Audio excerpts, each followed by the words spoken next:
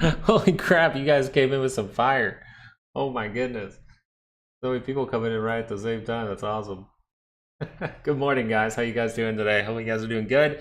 Yes, it looks like the data in the morning came out and the non-farm payroll is coming in at 256 with a revision on the previous of 2.12K and the unemployment rate actually going down to 4.1. This actually does not look like that bad of data to me at this point. So are we crashing? Well, volatility would be scaling up even crazier than this as of right now if we were crashing. What I'd be paying attention to is the fact that, hey, there's a way up and a way down for volatility.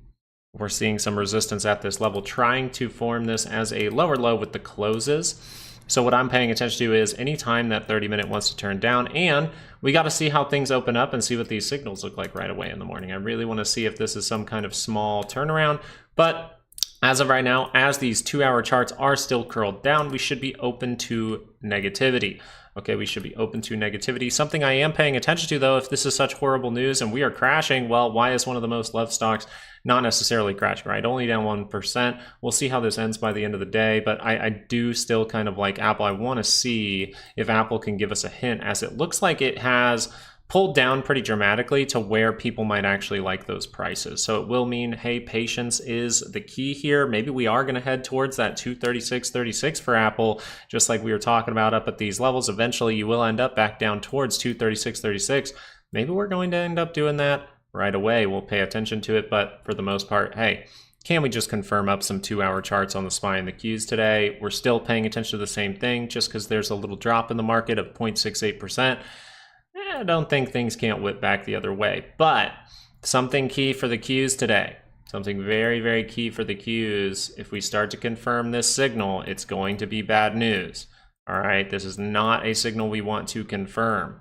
This signal right here, being the weekly chart, would be confirming the divergence, and you would have that strong close below the 9 where you are very likely to continue that downside. So this is the signal we'll be watching for the end of the day. And then we got to see intraday if things are going to turn up and not confirm that signal. As of right now, that's enough. That will confirm this signal, just so you are aware. Couple other notes. I believe its IWM is outside of its range as of right now, so pay attention to that one. DIA starting to make that downward move. Still holding up very, very well. Very tight into here, right? We're noticing stocks are very tight, so some kind of explosive move, even bigger than this one, is most likely coming soon. You'll just notice this. And one thing I was looking at was, I like to look at futures sometimes just to see what I can find. Looks like this little triangle here is all that I really see at this moment. If we break to the downside, ooh, that could be bad, but we already tested that downside in the pre-market, so we'll see if that is able to build up over time. The 2-hour here still needs to curl up into positive territory, but we don't necessarily have the best divergence points at this time. We don't really have that. If we look at a 4-hour chart for this, we're going to notice what? Hey, we're kind of at an even level for that RSI point from this low right here, but can we curl up again into positive territory? This is why I'm like, hey, just keep a level head. You're still seeing downside, which makes total sense. The 2 hours have not confirmed back up. We like our 2-hour charts. So let's just look for potential opportunities out there in case things do curl up, or if they continue to curl down, hey, I keep my risk out of the market. That's how I'm treating this as of right now. And I'm going to keep my eye on volatility as well. Sorry, I'm looking at volatility, just seeing if that's ever going to curl down at this point as we go, test those highs, right? We curled up on the 30-minute for volatility. So what's the likely thing to do here? Right? We curled up on the 30-minute, so what's the likely thing to do here? Well, the likely thing to do is test the highs or go make a new one. Right now, we are testing the highs, so if that confirms down, we would say, okay, well, watch out in case that is a lackluster thing and just turns right back up. But that turning down would be pretty close to negative territory, so just be aware. Right as things look very, very bearish, they might turn back the other way, but as of right now, it's not looking pretty, right? We're still leaning towards downside, but we're looking for opportunities in case this catches us off guard. The reason I'm really just going to continue to talk about, hey, let's look for things in case the upside move does come, is just because of how stocks really like to move.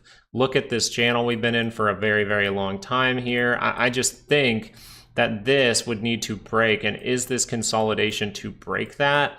We'll find out. The more likely thing, how stocks really like to move as like a gut instinct from being a trader for a while, is just normally we would see that next push for the daily to head in the upward direction. So I'm still going to be paying attention to that even right now. And if it never confirms up, I just never risk my money. That's how I'm really treating this as we go forward.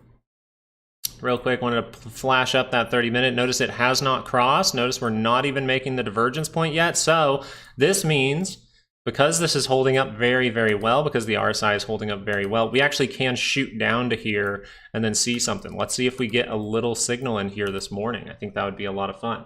Thank you guys so much for joining us today. Make sure to hit a like on the video. I was hoping for a retrace in oil, but it broke out. How are you feeling about oil? Oil, yeah, oil was one that we were stating the very, very good base down here, and oil's just skyrocketing as of now. That's kind of crazy to me. But remember the very stable base we were calling out down here, and it broke, got the retest, turned back up, and it looks actually fantastic. Yeah, this is kind of me kicking myself for just managing a trade, breaking even, and then not getting back in. But very, very good move from oil. Seeing that upward move, people are really scared. Seems inflation reaction to me, just like the yields inflation reactions here. Remember that 4-hour is still holding divergence, okay? It is trying to turn up. It is still holding divergence overall. If you look at the 2-hour, now we're making a divergence point there, but it's not on the RSI. So this is saying that the US 10-year can keep trending up. The dollar is not falling down. The dollar has the more obvious 4-hour divergence. If that would cross, notice that never did. So we never got these bullish signals, and that's kind of a big deal. As of right now, volatility trying to turn up on this MACD. Are we going to make a new high here?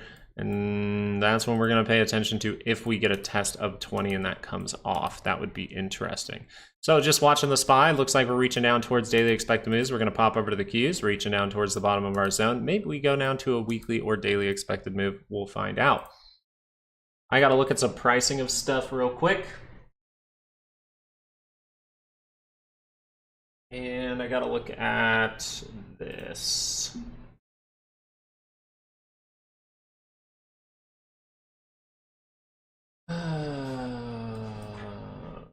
Let's see here.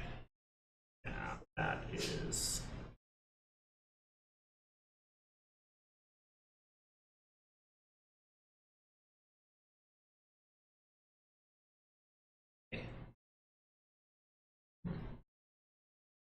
That one.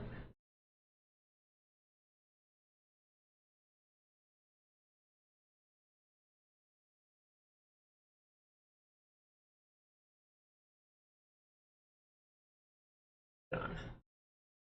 There you go. So noticing a lot of tech really wanting to drop off. IWM dropping off, right? Weirdly enough, holding that point, I kind of want to look at this.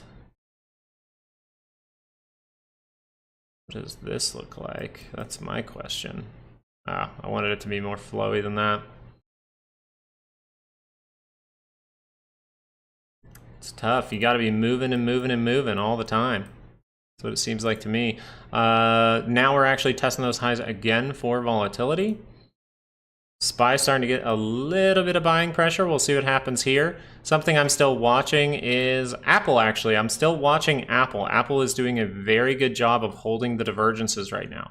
If I could see this turn around and get back above that 5, maybe even by end of day, I might be back on the bull side for Apple. But right now, it would have to hold all these points, especially on the RSI. I do not want to see this point violated.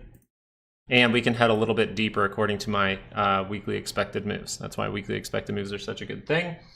As we go look over at some daily expected moves posted on Patreon yesterday, Apple is below it, okay? So Apple has a 68% chance to end the day above the price point it's at right now.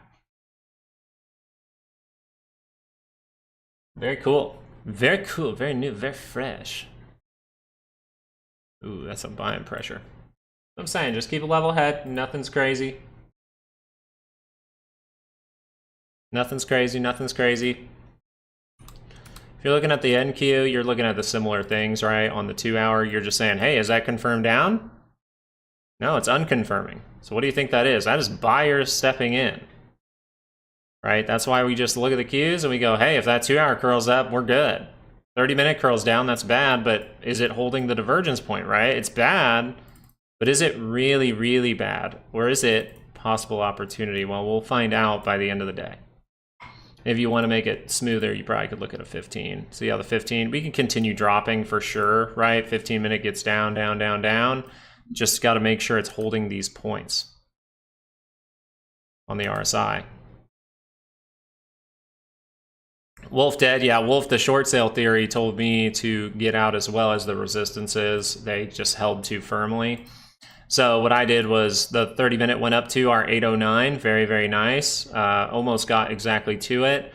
And then this started to curl down, and I said, well, just in case this has another push in it, I'm going to see if that 15-minute can curl up. When it failed on the curl up here, I said, yeah, I have to be out of this because it's probably going to follow down. And that was with the news, so I had to get out on Tuesday of Wolf. Do I see any signals for this to turn around? Not the best signals. Do you see how this is worse? This is kind of what we're talking about with the SPY and the Qs. Do you see how this is worse? You're getting rid of the point, and you're getting rid of it very aggressively. So you are very likely that the downtrend is continuing here. Bitcoin, I did notice that little flash move down right here. Haven't curled down a 2 hour, so nothing to worry about at this moment. Solid amount of buying coming in. So you see that level, we're holding it very, very well here. Is it the 4 hour that I'm looking for now? I think it's the 4 hour. There you go. 4 hours able to try to curl up on a bad bar. I want to see another. I want to see in an hour and a half. I want this bar to be positive. AM Dizzle. Oh my goodness. Curling down on a 4 hour there. 2 hour here. Still close enough to going positive, but this is kind of why I'm like, hey, we got to watch the actual trend here. The trend is down very dramatically. We try to confirm up. Ooh, still very, very low there. Very interesting. I wonder what SMH looks like. Is it full retest of the breakout yet? Yeah, full retest of breakout would actually be 245, I would say, but this is the general area. The initial retest would be here and here. This level's still okay. It's just this one's, I think, a little bit better. NVIDIA with the big drop off down to our 135. See what happens there. See how NVIDIA is getting rid of the divergence point. That's not a good thing, right? You get rid of that, it means you go deeper, right? That means you go deeper usually. So this is all turning down. 2 hour down by the center line. We were easy to say, hey, the 2 hour is suggesting NVIDIA needs more. Daily starts to curl down, that's when we start to go, okay, this is gonna get a little bit worse. We might head down to 127.74, we might head down to 125 before this thing is able to really buy back up. So something important for today is, hey, we might need buyers to step in at some point. Let me go back over here real quick. Solid. Apple's really looking, like I said, I like to trade Apple, and I'm okay with Apple's setup right now. They're taking every penny you got, sell to sell, let the super rich hold the whole bag. The super rich are not holding bags. And the super rich will get bailed out. You just like, they're too rich to do damage to, I mean, genuinely. Yeah, the first people to usually get out are the super rich, and then it goes higher. Retail holds more stocks, and then retail pushes it up, right? We have the highest investment household levels that we've seen ever.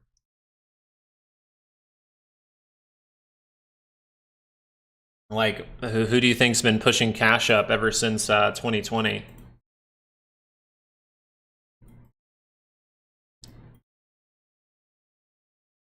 Who do you think's been pushing this cash up since 2022? 2020 happened, big downside, big run in the market, and then it's been going up ever since 2021. So they saw the sell point here. It's gone up and up and up, up and up and up. So I just don't think that's the right point to say necessarily. I'm not like disagreeing with it. I'm just like, most of the time you would just say, you know, care about your money. Don't care about how it affects other people. Make your decision. Care about your money. You know what I mean? That's what I do. I just care about my money. I don't care about rich people's money. I care about my money.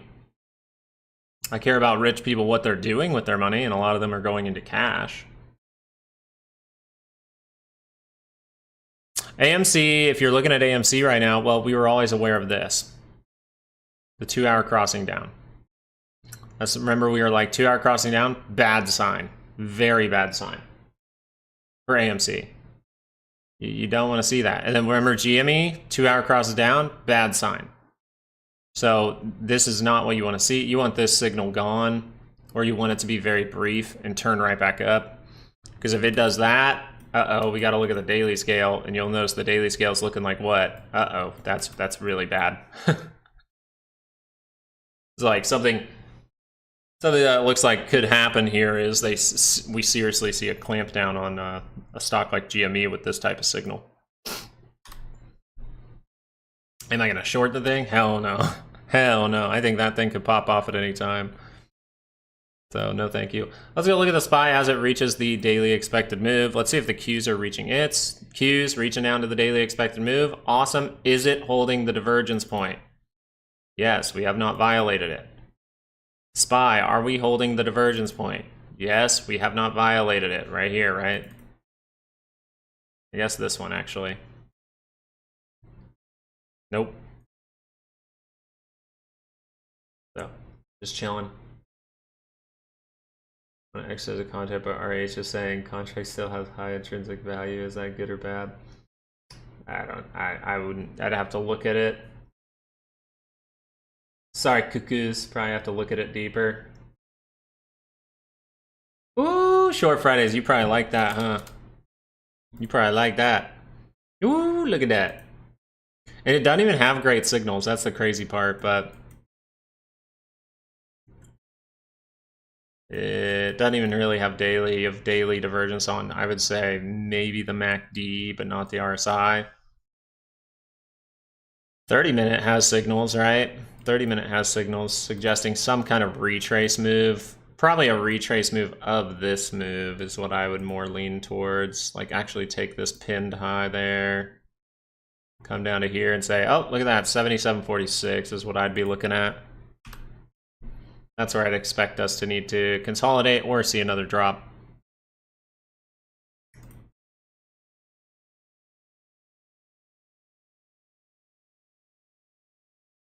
All right, what you guys doing? Why Meta being so nasty? Meta's being nasty because it had a great move up. Meta's holding up really, really well in comparison to everything else, isn't it? The most stable base, holding up the best as of right now. Yeah, I'm not against this at all. But we'll see, right? 2 hours are starting to cross. That's not a good sign. That means, hey, more downside is definitely possible. And then you're going, okay, is that 2 hour going to go negative? Are we giving all this up? Or are we just going to see a 30-minute curl up into positive territory, end the week like this, where your weekly expected move is here, and then you'll get a new weekly expected move of like here, and then you go like that. That's all I'm looking for. I mean, I'm just looking for the opportunity. I don't think short's the opportunity right now. I just don't. Not yet. Unless I have, I really want to see a daily move up before I take any kind of position there. Still holding divergence points even there. Like these haven't been violated. So we're not, remember, if we're bearish, we're going to take out these lows and we're probably going to take them out. That's when you, right? It's break this or break this. Break this bearish, break this bullish. That's all it is at the end of the day. Right? Nothing has changed. When we were dropping like this, I go, okay, you break this. All right, we make a divergence. Awesome. If we can break through here, good. If we break this low, bad. That's it. And now we just sit. We just sit and we watch. We see if a weekly expected move gets tagged. We see if a daily expected move gets tagged. Right now, you're at a daily expected move. And the buyers, you've seen the wicks. They're trying to step in, but failing. The selling is more than the buying. That's all it is right now. I haven't been looking at too many energy stocks, Goonie, but if you have a ticker for me, I'd be more than happy to look for you. I want to know what martial law did. I want to know if he had his Ubix play. Tesla's green. Tesla's green. There you go. Tesla's going to help us out. You know what I mean? Tesla actually did curl up on the 30-minute. If it can take this back, it would be going positive. Maybe an hourly chart's your friend here. You know what I mean? Maybe an hourly chart crossing above here, giving you a solid bar, just a green, nice little green bar like that. You go, okay, test this high, go make a new one maybe. All right, we're looking for these things to either make that higher low or make some kind of divergence still. I'm not convinced. We haven't broken the low, so I have nothing to go off of besides this, right? This is the only thing I'll be watching, and this will convince me not to take any bullish plays, but we'll see how the end of the day holds up, right? And if volatility wants to come in, that is fine with me. If volatility wants to seriously come into this market, I will invite that very happily. Very happily. And then I'll find the dead cat bounce. I'll probably be able to take a play on that. And then the dead cat bounce will fail, and I'll probably be able to take a play on that. And then we'll go down and make a divergence, and then I'll probably be able to make a play on that. Like, volatility going up is just great. But this is a signal to be weary that volatility can come in stronger, right? But right now, what are we seeing? Is this weekly about to turn up? I don't know. Is it? Is it? We haven't seen this cross back down yet. Now it would be considered divergence at this point. So this 30-minute curls down. It does have divergence. But is it some kind of cup and handle? Cup, handle, small handle, and then you turn up? That would be very, very bullish for volatility. Right now it's bullish, actually. Buyers tried to step in again. Oh, shove them back down.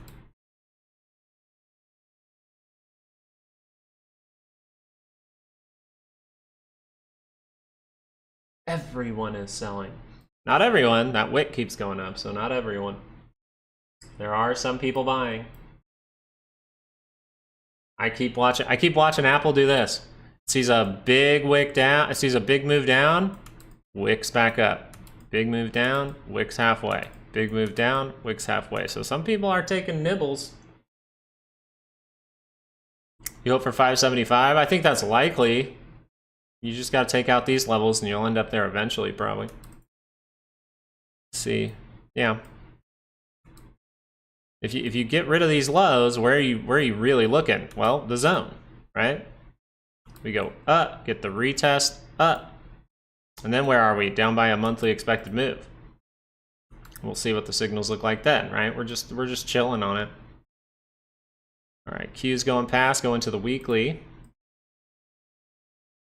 Are they violating the divergence point? Ooh, we're getting close. We're getting close to a pretty bearish signal.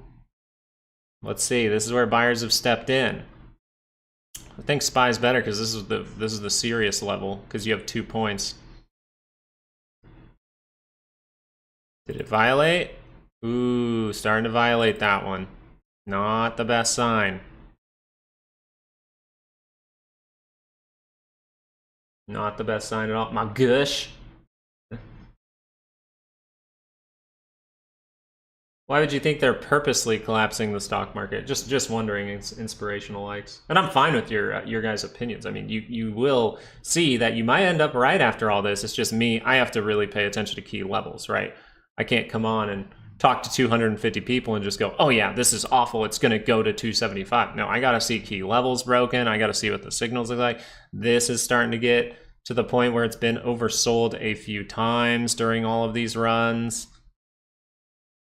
The 2 hour getting down there again. So I gotta be a little patient with it. And that's how I've done with my trading, and it's paid off. Don't spam the chat. Don't spam the chat and ask in 5 minutes.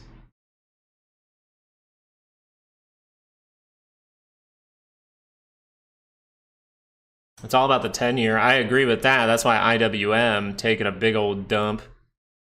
IWM taking a big old dump. Actually going all the way down to our buy zone. That's kind of crazy. Still, but look at this. Holding the divergence point. Isn't that kind of crazy? Holding the divergence. Very crazy. Yeah, I don't give a shit, Orzubek. You don't come in here and be annoying. You just wait 5 minutes. We got you. Like, calm down. Calm down. Spam the chat. I could do that. Yeah, Willow, you've been here a while. 10-year headed to 5. It is heading up fast, but look at it coming off a little bit. We'll see what happens. Sends up 17%. Hey. Good morning. What up, Surrey? Banks are getting hit hard. Let's look at financials then. Oof. Oof. Now, one thing is this. This is kind of great. What's the direction for these stocks right now? It's down. Notice this head and shoulders. Left head, right shoulder. We might get a retest, but that looks like it's breaking. See where the break took place. Very wonky lines here. All right, looks like you might go fill that gap soon. Might take some time though. But yeah, that's really bad. Dollar still scaling up, right? Not able to turn back down, so it doesn't look good. But we haven't broken the key levels at all. And I need to see that weekly curled down for the Qs to really be convinced, and I don't want to see some kind of big wick or something like that. See, big wick, I don't want to see that again. We'll see by end of day. The funny thing is, if inflation is still in the market, then assets will inflate.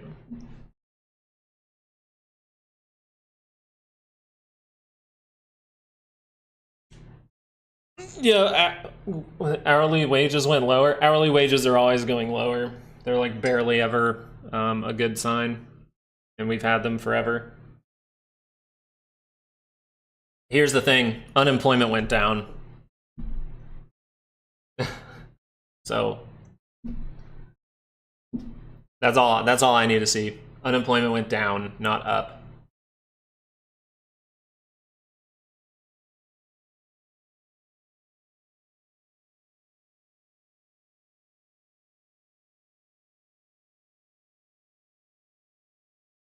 There you go.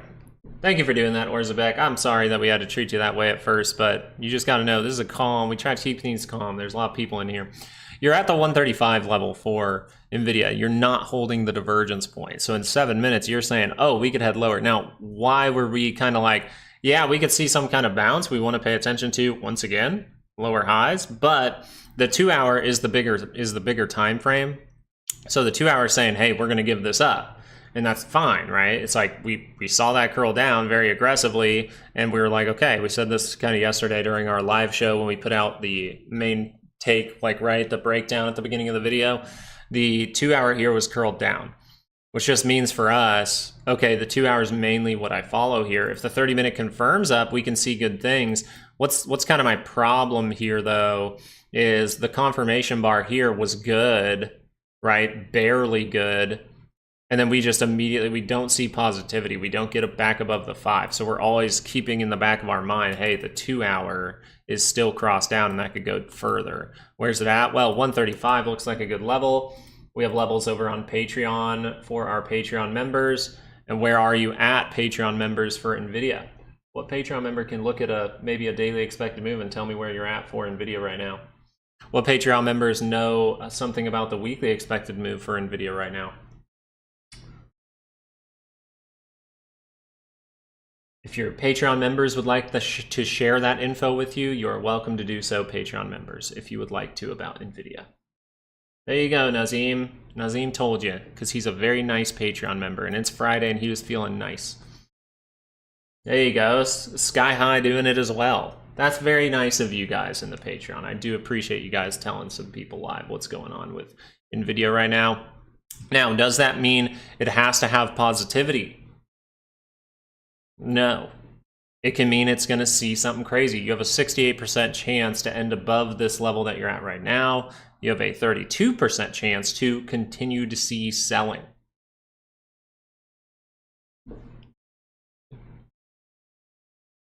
And Sid saying that as well, so that's great.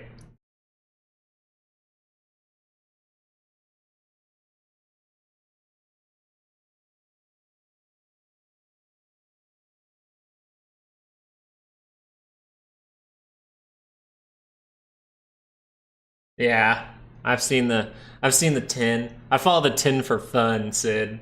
I do not trade based on tin at all, but that's fine.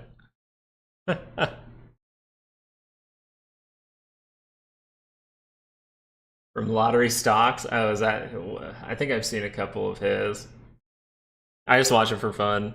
And oh, lottery stocks. I did watch it with my wife for fun to show it to her. I was like, look at this look at these guys. I was like, look at these guys. They go hard into the deep dive of like figuring this shit out. And I'm like, and they're probably not even close. But I think it was lottery stocks actually, and I showed it to her and she was just laughing. And then he said something in his video that I just blatantly disagreed with, by the way. Um, I just blatantly disagreed with. I can't remember what it is for, but I believe it was SPY maybe. I think it was SPY, maybe his weekly chart. I'd have to go think about it because I don't pay too much attention to it. I was kind of just laughing with her about it. I was like, look how crazy this is. It's fun. Yeah, that's what it seemed like to me, Richard. I'm like, here's the thing about people that use like previous data to say it's like a same move. Notice when we were talking about this was going to be similar to this. I didn't I didn't take a picture of this and overlay it and then say it's going to be the exact same. It's like rarely ever the exact same, right? Who said it in my last chat? Who said it a few days ago? I think someone said um, they're not the same. What it's not the same, but it rhymes or something like that. That's more what you want to be looking into. It's like this. We were like, you're going to look for something like this here. You're going to look for something like this here, but it's not going to be the same. And now all of that's going kaput, right? It should technically be kaput according to his analysis for some stuff. Now, I'm not hating on anyone. If it works for him, hey, that's great. There must be some kind of information maybe that he has that I'm not able to see according to his strategies, like something he pays attention to, but I just think it's fun. More so, I just think this. It's fun to hear people try to figure out what's going on. The amount of people yesterday that were like, we're going to see a tweet at 109 that's saying he's streaming at 420, and then at 8 p.m. he's going to drop his whole, his trade, or he's going to exercise or something. And I'm just like, damn, that is some crazy stuff to come up with from a tweet that just has like a computer on it. I'm like, but maybe, one time these guys are going to be right. That's the crazy part. One of these times, these guys are going to be right. This isn't a trading platform. This is Trading View.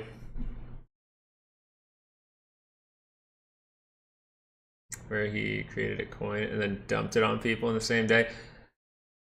Did he dump it? He doesn't seem like that kind of guy.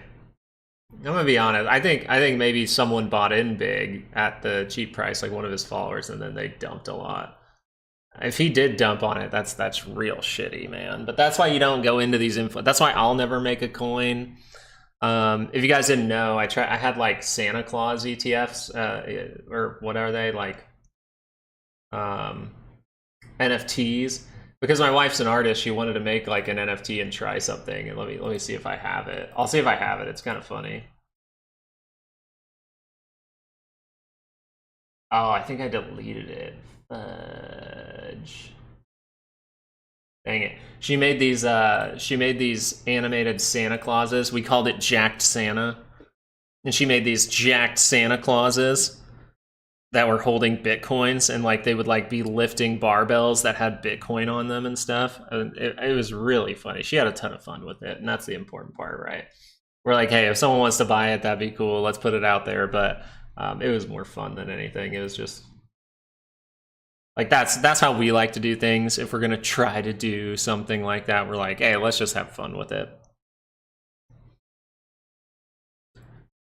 All right, we are at the gray area here. So for the week, what is the most likely area to land in? It's actually right in here.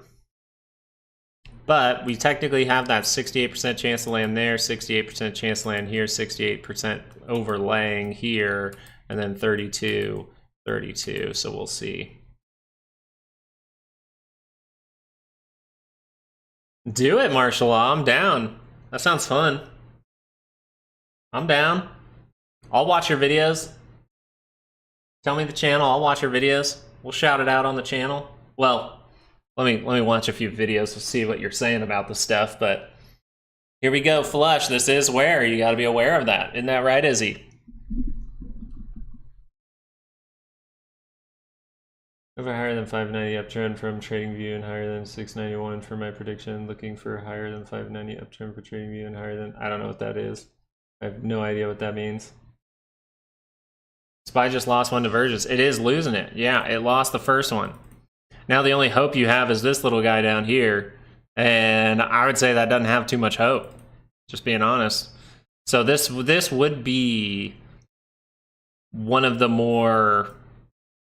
if we end up going up, actually, this would be one of the more scummy things at this point. It would be a little bit scummy. I would say that. And look at the dollar. The dollar's just screaming. So the yield's screaming. The dollar's good. Look at that gap up on a 30-minute. It just straight up, like within the 5 seconds it needed for the bar, it just gaps up. Which is kind of crazy. HYG really dropping off with that as well. So high yield growth not liking that. High yield growth goes up, market goes up, high yield growth turns down, market kind of turning down. Not the best sign there. Volatility, just want to see this test of the 20 as well. This is, do you see volatility as well, guys? Do you see how on the RSI here, you really want to hold that point? If you don't, hey, we might be done here. We might be done. You can break it with a wick. You just don't want to really close below that. I would say probably a 2-hour bar close. Consumer sentiment is down. Oh, that might pile on the bad news, won't it? 73.2. It is down. Previous was 74. Michigan 5-year inflation expectations. Michigan 5-year inflation expectations 3.3%. Dude, the bad news on the bad news on the bad news. Let's go.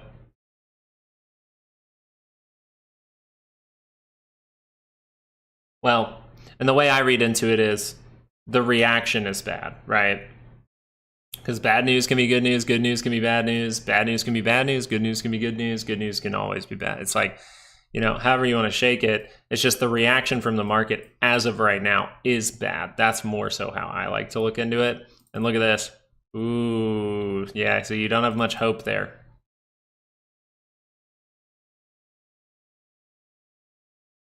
This is super interesting. I'm very down. Oh, see the keys? That's not good. That is not good. This is where you can see a, yeah, you can see a flush now. If you don't hold up with these bars, you start to confirm like a 2-hour bar down here in an hour and a half. Yeah, you're heading for that zone. You might see that reaction to retest. If the 2-hour can confirm, you might get those retests, but you might head down. So what I'd more so still be looking at though is, and my gut is telling me this, by the way, just trading for a while, my gut is still telling me this is weird. Like, this is kind of strange. So I'm still just gonna watch this for the day and make sure these levels are broken by the end of the day. That's what I'm gonna do. If they are, okay. If they're not, okay. Then we'll read into it. VIX now up 10% there, going to test that 20 level. Wonder how this reacts. These are key things right now. Starting to get up there. This is like your line in the sand. You're there. You're at the line in the sand. Who's excited? Who's having fun?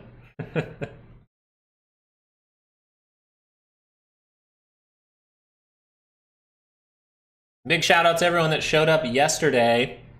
Did you guys enjoy that? Did you guys enjoy a stream that was not during kind of like when the market was moving? I was thinking about doing some of that on like Saturdays and stuff instead of making a video. But I like my Saturday video. But I thought about doing a live on Sundays.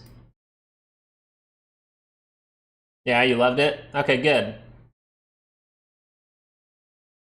Such a good surprise. Awesome. Yeah, I really wanted to, I woke up, I was like, I'm supposed to make a video, and I go, man, I just really want to hang out with these guys. I really want to show them how much I appreciate you guys being here. I think it's fantastic. I mean, look at that. I mean, it's great. Thank you guys for liking the videos and stuff, but we will look into, and now we can read into that PCC, by the way. Remember that big order that came in yesterday? Those orders that finally showed up yesterday? Well, they ended up being right today, weren't they? Very interesting. Nazim, thank you so much for the $3. Appreciate it. And Jeff liked it as well. That's awesome. So if you really were paying attention yesterday, what do we need? We need the 2 hour to curl up. Is it curled up? No. But do you see how this is your line in the sand so seriously? Because you really look at this 2 hour and you go, oh my gosh, it's violating the divergence on the 2 hour now. It's not a good sign. You need to see some buyers step in or this thing is gone. And guess what is gone? TLT, man. Hey, Richard. Oh my God. Thank you so much, Richard, for the $100. Lunch for the wife or something nice for the girl. I enjoy the work you put in to help us. I'll tell you what, Richard. We're throwing our baby girl's first birthday party, and we're making it Winter Wonderland. So we will go get some supplies, and you will be supporting my baby girl's first birthday. So thank you so much, Richard. Really appreciate that. Oh my goodness. $100 through the super chat. Can we give it up for Richard? Loved it, but slept in. Ooh, don't sleep. No sleeping. Thank you so much, Richard. I was wrong about the market being closed. Yeah, you're scared for a sec. I have to wear a Christmas sweater. I'll wear my I have a, what's it? What's the like snow beast? What's the snow beast? Not, oh God, what the heck is it? What's a snow beast? Someone's got it. I have a onesie. Hope to see 575 or lower. I mean, at this point, that's not a good close, right? That's a bad close. That means we're going into here. So I think, I don't think you're wrong about that. It's just, I want to see this by the end of the day.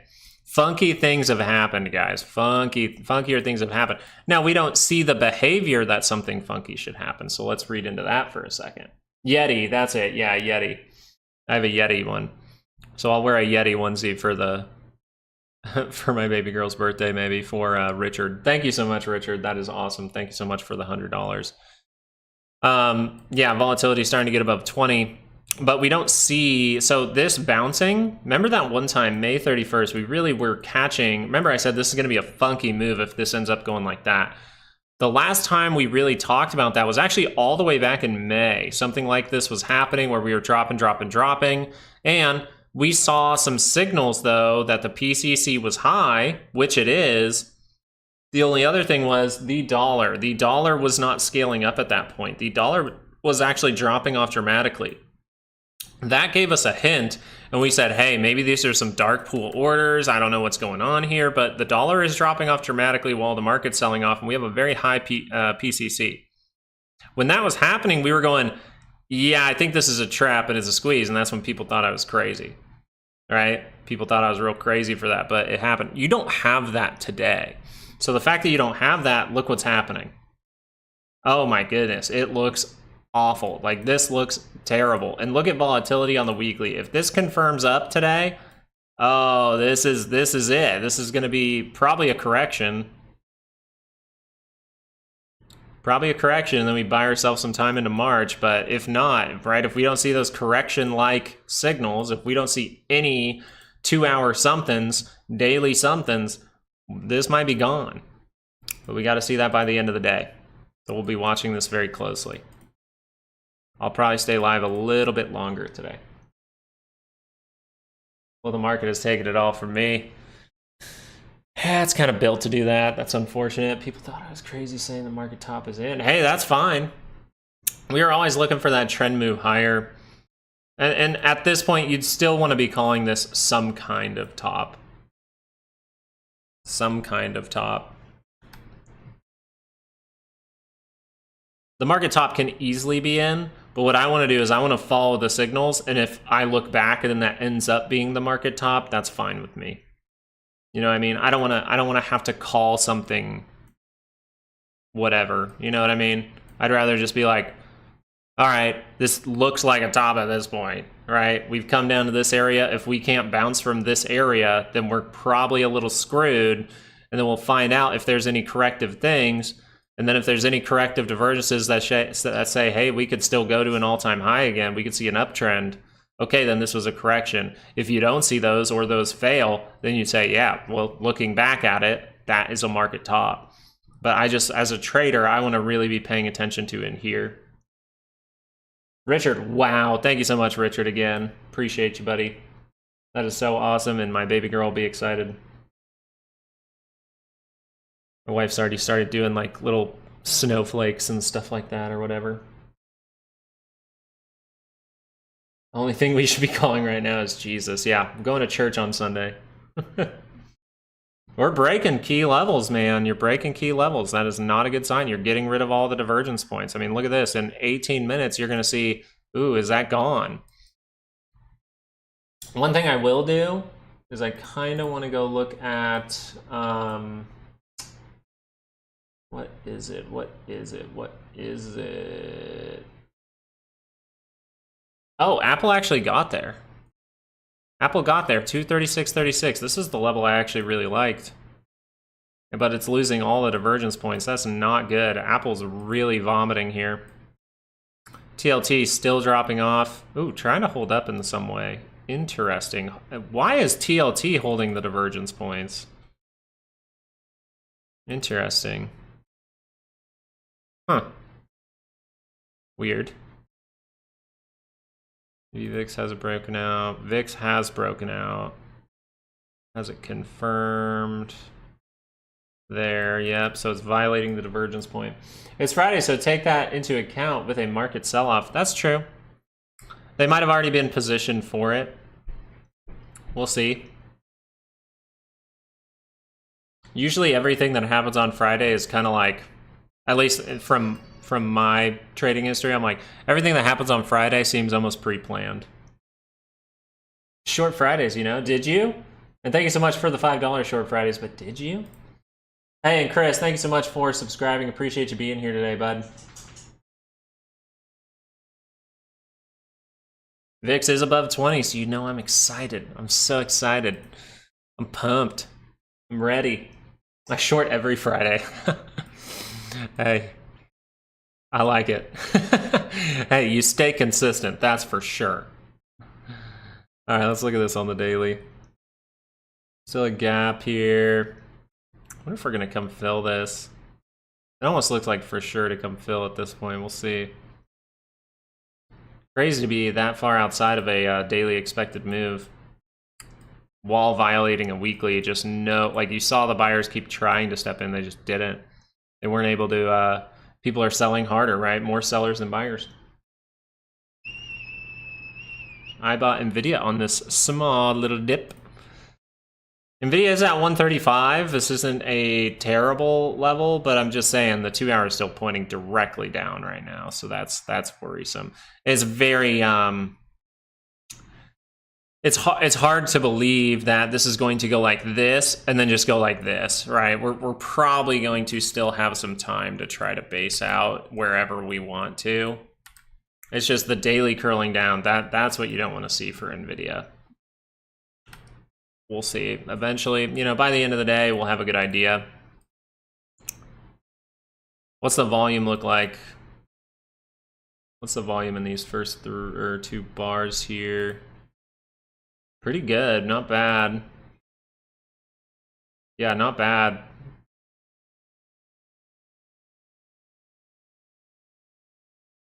What is that? Almost a mil and a mil. 1.05. We're almost there. And we still have 15 minutes, so you might see 2 million in volume in this soon. Pretty good volume. Kunik's like, I'm buying more if it drops further. Ugh. Now I gotta check something. Now we gotta check on this.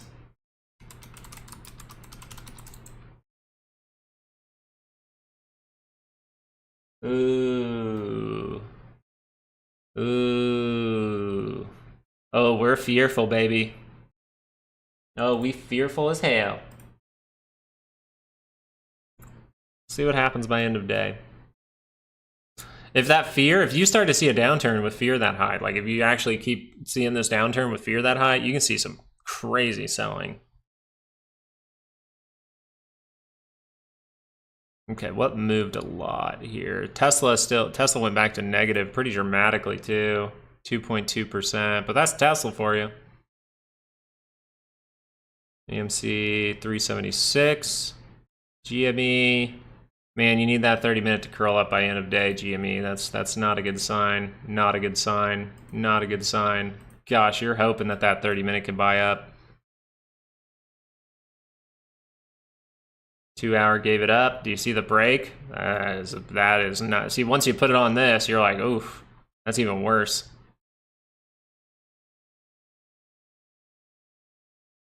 It's just so oversold. We get more oversold though. I can pile on. Wolfie boy. Poor Wolfie. Poor FFIE. Poor guy. 30-minute divergence. Poor guy. You would say, actually, lower high. But poor guy.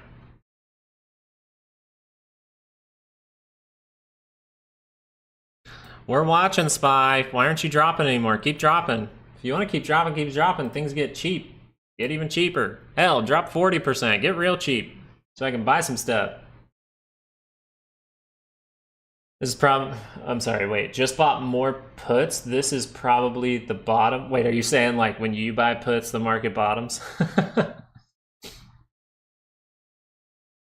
Time to buy. I feel the fear. Could be, Richard. We'll find out by the end of the day. Like I said, we gotta see the full day here. We don't want to be trying to do things. And is this really a great short opportunity, or should I be looking for some kind of consolidation, right? Building that liquidity for the next drop. Right? I'm not eager to short anything here. Volatility turns up on the weekly. A little sketchy, right? We could just keep it going, but dollar, not pulling down. Not just yet. CPC up 0.95.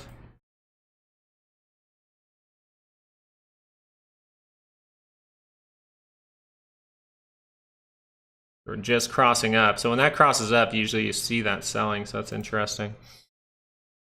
And then once you get high up on that, that's usually when you bottom. So it'll be interesting to see what that lands at. Just keeping a level head, chilling. RIP, AMD. VIX is making a pivot.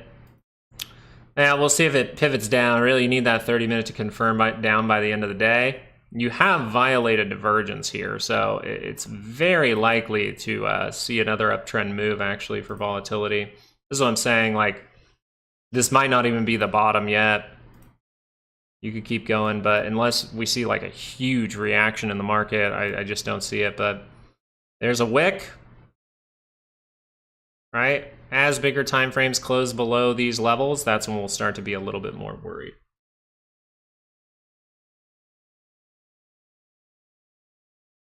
What stocks will increase because of Trump? Well, Trump's a big reason the sell-off's happening. Oh, wait, yields are really coming down now. That's a signal to watch out for. Dollar coming down as well, but not too dramatic. This is a 30-minute chart for the dollar, right? We pay attention to 2 hours. Uh-oh. Dollar coming down now. We need that to be negative, but here we go. This is going to be the attempt. We'll see if this works out. Yeah, tariffs, by the way. Tariffs are why, Trump's causing this. Trump's causing the 10-year to go up with how he's, people are reading into the tariffs thing. They think super inflationary, which makes total sense.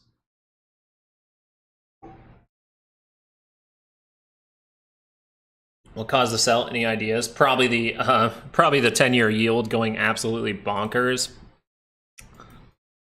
Nobody pays attention to the 10-year yield. 10-year yield, 10-year yield, 10-year yield, and then it goes like that, and people are like, holy crap, the 10-year yield's really high. It's been high. It's been high since September. If you really look back, you're like, oh, all the way back to like September. You're going like this, but do we react to it? No, now we do as it makes these type of moves. Now we do here. I needed to get out of some stuff here. Hold on. I need to get rid of some stuff. Let's get rid of levels too. I know we're paying attention to those levels, but for the most part, we'll see reactions. 4 is probably important.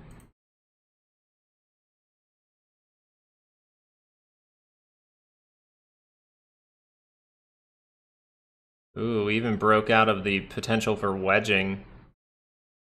So I could be one of those YouTubers who just moves lines around to make it look good, or I can show you that we violated that.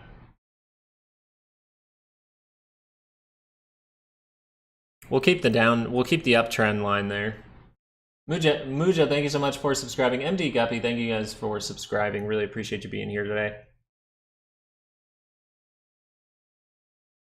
This might be a trap. Well, volatility is showing some potential for turning down, but you have violated the divergences there.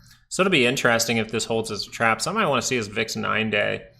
VIX 9-day, still holding it. Shout out to whoever showed me VIX 9-day. Sorry, I always forget. So now we want to see if the dollar comes off dramatically. Dollar's starting to come off pretty dramatically, but I want to see that negative. PCC is really high. This got people very, very bearish. 10-year yield is coming off dramatically. We said you need that positivity from TLT to really see the market actually see an upward move. And then eventually TLT will take over and the market will see rate cuts as a bad thing. But we'll see what happens. As of right now, getting back to that level. 8 minutes and we'll see. A 30-minute break at that level doesn't mean too much. I want to see a daily close there, or at least some kind of 2-hour bar down there, and no like sketchy big buying bar up after. 377, only 77 likes on this stream. Willow's trying to guilt trip you guys into liking the stream. Like the stream if you want to. Plus, bottom usually happens on bad data. Ooh, Pablo coming out with some facts. Pablo, I'm gonna ask you a question then. Major tops usually form a major top on what kind of, sorry, that was a terrible way to ask the question. What usually happens at major tops? What do you get, bad or good news?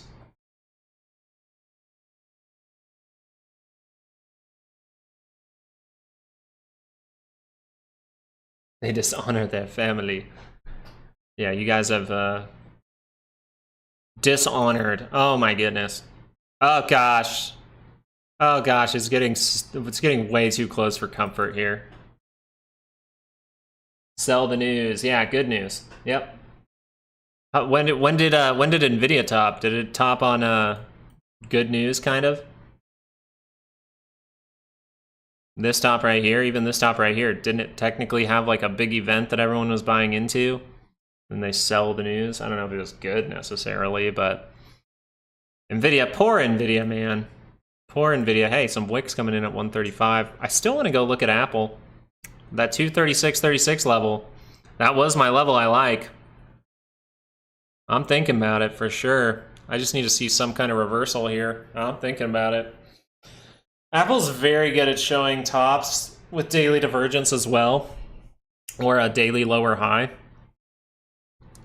So this is just by the center line. I think it might be a juicy one soon. If we can go up, that is, right? Right now, everything looks like hell. Uh-oh. This is just the buyer's attempt. This is the attempt. You share plays on Patreon? No, I'm not trying to encourage people to buy or sell. I'm not trying to do that here. Sorry, guys. I'm someone who trades himself. That's fine. And sometimes we talk about good setups and bad setups. Now, we did approach the weekly expected move on a Friday, so we weren't really putting out a weekly update video this week, but we do put out weekly updates where we'll look for setups, potentially good setups for the week when we do get to areas where we can find those potentially good setups. This would be when we have to make the videos happening on a Friday, so we don't like that. I think it's going to be a bull trap. Well, if we keep seeing the dollar drop off, it would lean towards that now. And the PCC still remains high. So what we want to pay attention to is the reversal. When it comes back through, right, when PCC can come back through this, more so CPC, but we're looking at PCC. Sometimes you can see an uptrend when you come back through this. People shift to positive, then market starts to go up, then we shift to negative, right? We shifted to negative. We started to see sell-offs, right? Now we're shifting back down through it. So we'll see. But the main thing is, does the dollar keep dropping off? Does TLT keep bouncing, causing the 10-year to come off? That's what we really want to see. And then does volatility confirm down on the 30-minute? No divergence points there, though, really. There you go. I was going to say, 30-minute looks too choppy and kind of like flat in some areas, so I wanted to look at the hourly. This hourly turns down. 2-hour downtrend move is likely to happen. Start to break these levels. We'll watch out for if that can turn up into positive territory again, but we'll see. Yeah, 30-minute, like this is still technically, you would say, holding some of the divergence points. It just doesn't look the best, so I wouldn't trust this 30-minute. I need to see a little bit more price action, meaning an hourly.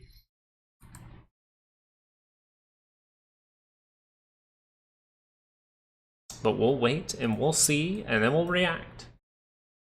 Did the SPY just double bottom? Well, it might have just, you know, this might be a triple bottom at the end of the day. We'll see. We just got to see if this turns back up. It has to turn back up. Do you have any signals saying like this needs to turn up? No. So it's very likely to see some chop in here for a little while. Unless we just, man, V-shaping would be crazy. That would have to be a big order. Exactly, Sid. Sid's saying a good thing, right? We're reactionary. We're not trying to say, oh yeah, this is here, so therefore calls are going to print. That's not what we do on this channel. No, we teach you how to find out, hey, when's momentum look better? Well, the momentum looks better for the SPY if it could turn up into positive territory right here. That would be better. But ultimately, what's the signal? The 2-hour turns up. That's the best signal possible to see, to say, hey, this has a high probability to turn up what? The daily chart. And if we look at this 30-minute with that buying pressure, what happened on the RSI? Well, we lost this one. That's bad. That means this is going to be kind of shady. But if we look at this, it is still up. It's not that far up, my bad. It is up, right? So I'm sitting on it. I'm chilling. We'll see how this looks later. But for now, we're just waiting. We're being patient. That's all I'm doing. Should see rotation to TLT if stock's really correct. Actually, you want to see the rotation to TLT if stocks actually want to go up. You have to see rotation to TLT as well. Most likely, you need to see TLT and the SPY trending up at the same time now, because this 10-year is going nuts. You can't have the 10-year going nuts. You want the 10-year to drop off, not dramatically fast, right? You don't want this to be like, no, not just saying 10-year, you want it to slowly do this. Maybe even slower than that, right? If it does this, that's going to be scary, because that could cause a roar in stocks for a moment, but then you'll start to be like, oh, these rates need to go down because the recession's here. We'll find out eventually, but at least that's how I'm reading into it right now. Snow looking good. It snowed like crazy yesterday. We got like a 6 inches of snow, man. This is pretty cool. 2-hour able to confirm up. Never confirm back down. Never even cross back down through the 5. So very, very nice. Very good too, because you violate this and then you make almost like the right shoulder that should have been. So kind of some big reactions here. But if I was looking at this, that's the key level. I thought we'd see a smaller right shoulder, but you still could say this is a right shoulder. A lot of people, don't like when it violates that level, but I'm like, hey, as long as it doesn't get past this one, it's good. Left head, right shoulder. See if that daily's turning up. That is structure to head in the upward direction for something like snow. That daily can confirm up. Hey, you're seeing it on the RSI. You're seeing it in the price action. We'll see if that ends up going up. If you know how to manage risk, you're pretty comfortable with all these type of plays, Just want to keep our eye on volatility. Really dropping off there. That makes sense. SPY, starting to see that positivity come in. People starting to position for the call side just a little bit there. But volatility is up towards 20, so most people, at least as far as this move from volatility, most people doing puts a month out. My call is the SPY dumps to 575, fills the gap in the daily, and then we make Nate. Hey, Lucas, can you check out my question previously on the chat? You can look into that request when you get a chance. Doug, let me go look. Oh, shoot, my bad. Oh, Doug, you might want to retype it. I don't know if I can find it. It's hard for me to find. Let me see. Everything's kind of laggy. Chat's moving real fast. How do you manage risk when there's a gap? That's the tough part. So my whole thing is this. This is my whole thing here. The 2 hour never turned up. So it's something you can do from a risk standpoint if you're taking something, say, early, and you notice the main signal is the 2 hour needed to curl up. So if I'm taking it before then, what am I doing as far as risk management? How could I manage risk in case something bad does happen, like a gap? And this is a good thing to think about.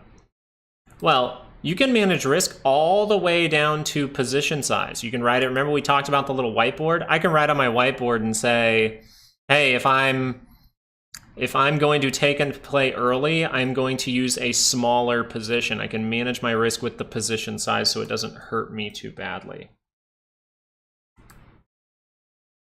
You know what I mean? This never curled up, so you never had the true positive signal. We still don't have that. We still would wait for that today, honestly. That's what I would probably be doing. Now, I'm going to dabble at these levels, but what are my position sizes down here going to be? Not very big. What are my position sizes going to do if we see that? I'm going to add more, maybe. Right? Do you see my thinking? My thinking is, this is awful. The 10-year yield is screaming. The dollar is screaming. High yield growth is dropping off. Like, this is really bad. So if I want to take anything early, then I would say my position sizing has to be spot on here. You can look at XAM chart. Might be on the way to hitting second bottom for a run for those pennies. For the pennies, XAM. I like Doug's plays sometimes. Now, is it this mining one? Am I looking at this wrong?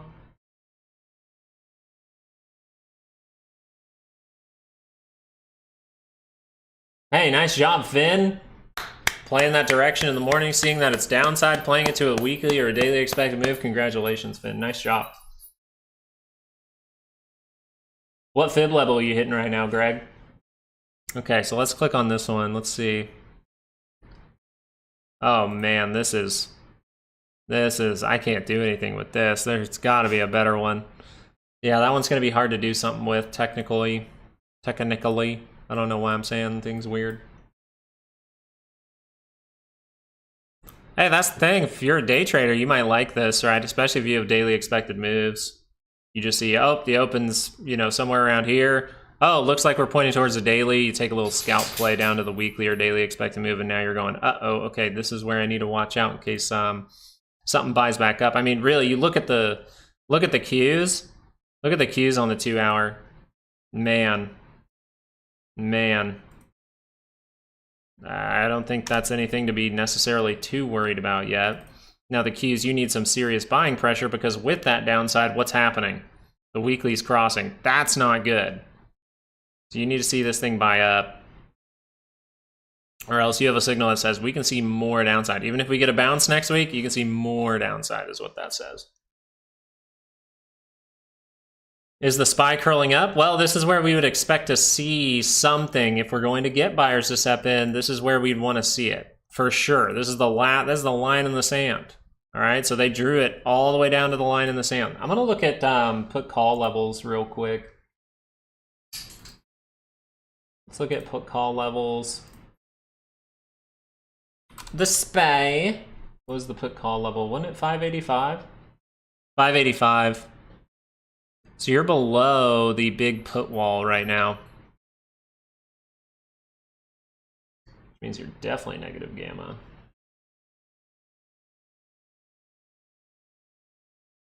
Big put wall at 585. That's a big point there. QQQ. Put wall starts at 510. You're below that, but the bigger put wall is actually at 505, and the even bigger ones at 500. So everyone thinking we're going down into these levels. Good stuff, man. Oh my goodness. Such an interesting market.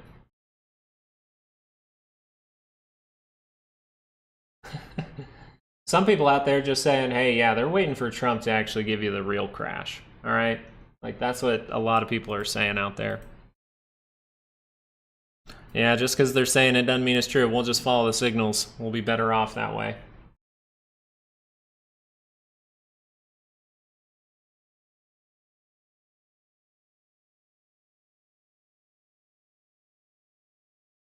What the hell? Yo, those fires are crazy when you see clips of that. I feel bad for those people. Can I use divergence on DXY or just stocks? You can use it on the dollar. You can. You just want to make sure it's blown up, right? That's why this whole time, like daily scales is what I like to say for the dollar. If I'm going to like take any place on say UUP or something, you can look into little 4-hour moves and stuff like that. But this is the ultimate thing you want to see happen. That'll really confirm like, yeah, we're in a downtrend for a while. Then you can manage risk, you know, looking at 4-hour and 2-hour charts and things like that. But 4-hour showing divergence, that would be a good trigger for the daily to cross. So 4-hour comes down, daily you could follow. As I'm saying, these things are still holding. That's why I'm very hesitant to be like, oh yeah, this is a crash moment. I'm just very hesitant to think that. Oh, my chat disappeared. Uh-oh. You guys still here? I'm gonna have to go into my YouTube real quick.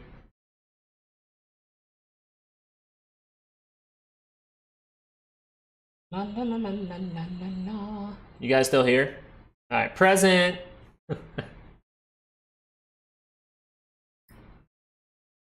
Did you see the clip of Biden turn to Kamala and tell her to take over the press conference and fire away? Guy is a buffoon. Let's see. What was the funny one that I said? It looks like divergence on every time frame. Exactly. That's why the dollar is not. I wonder why that happened.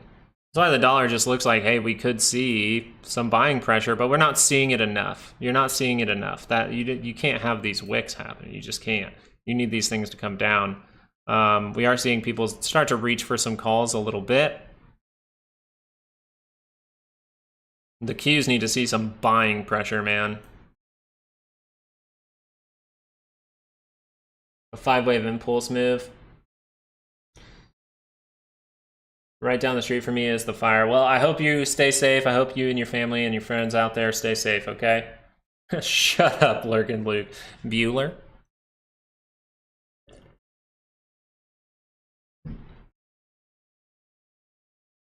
Man, hopefully some days I can just be the dude that's like, yeah, just stay calm. Nothing's set in stone yet. We're still being patient. The last time we had a play to take was over here. Great play. Now we're seeing that reverse down. Where are we? Right here. Let's see if we can make some kind of play. We'll find out. Palantir looks, oof. Palantir's rough. Finally getting something down here. But this is way outside of a weekly expected move. 2 hours real deep, so this probably has more work to be done. What was I looking at? I think it was SoFi. I think it was SoFi, actually. I didn't mind SoFi too much. Still holding the point. Got to see if that like I said, we're just waiting for 2 hours to curl up. And if they can, that's awesome. We can react. If they don't, then we know, hey, there's potential for further downside. Especially if the Qs confirm that weekly signal. Yeah.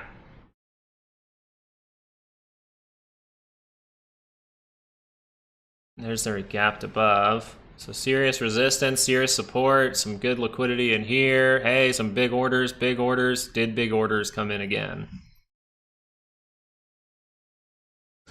Meta's on a tear, man. So yeah, this is really, really bearish, but Meta's apparently ignoring all of that.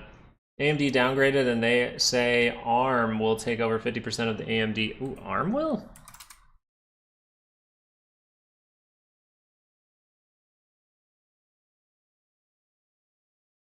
Why do I feel like this ain't the right one?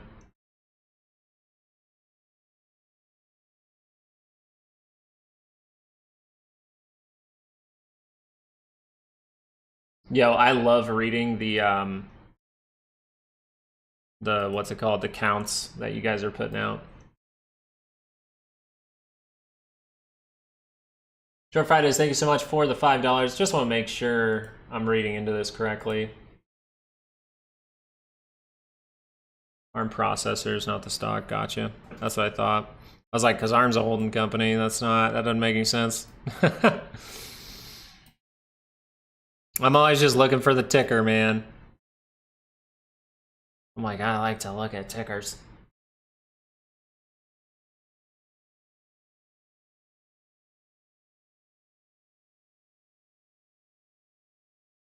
The 80s are back. We're going down so bad. Wait for it. Well, we'll see. We're waiting for it. That's for sure. One thing that I like to do is wait for it. That's for sure. Let's look at a 15 for fun. Let's see some price movement, huh? See how the 15 gave it up? That is not a good sign. 15 gave it up here too. Not a good sign. So the bigger time frames are your friend here if you see a reaction. Dollar's starting to go back up though, 0.3 now.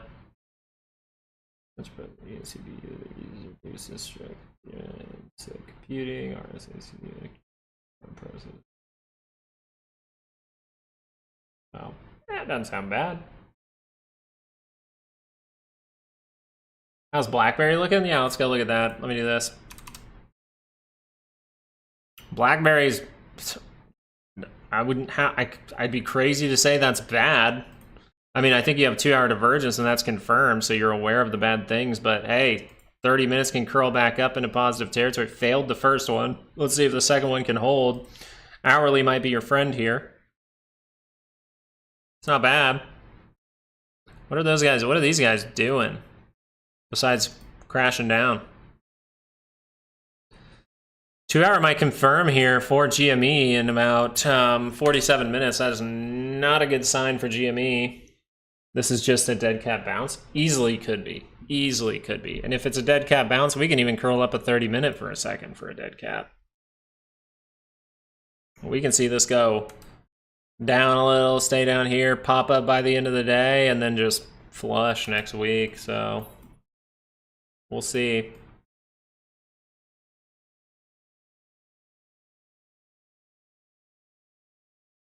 Elliot says 20% drop incoming? We'll see. Wait, Elliot. Wave. For a second there, I was like, who's Elliot?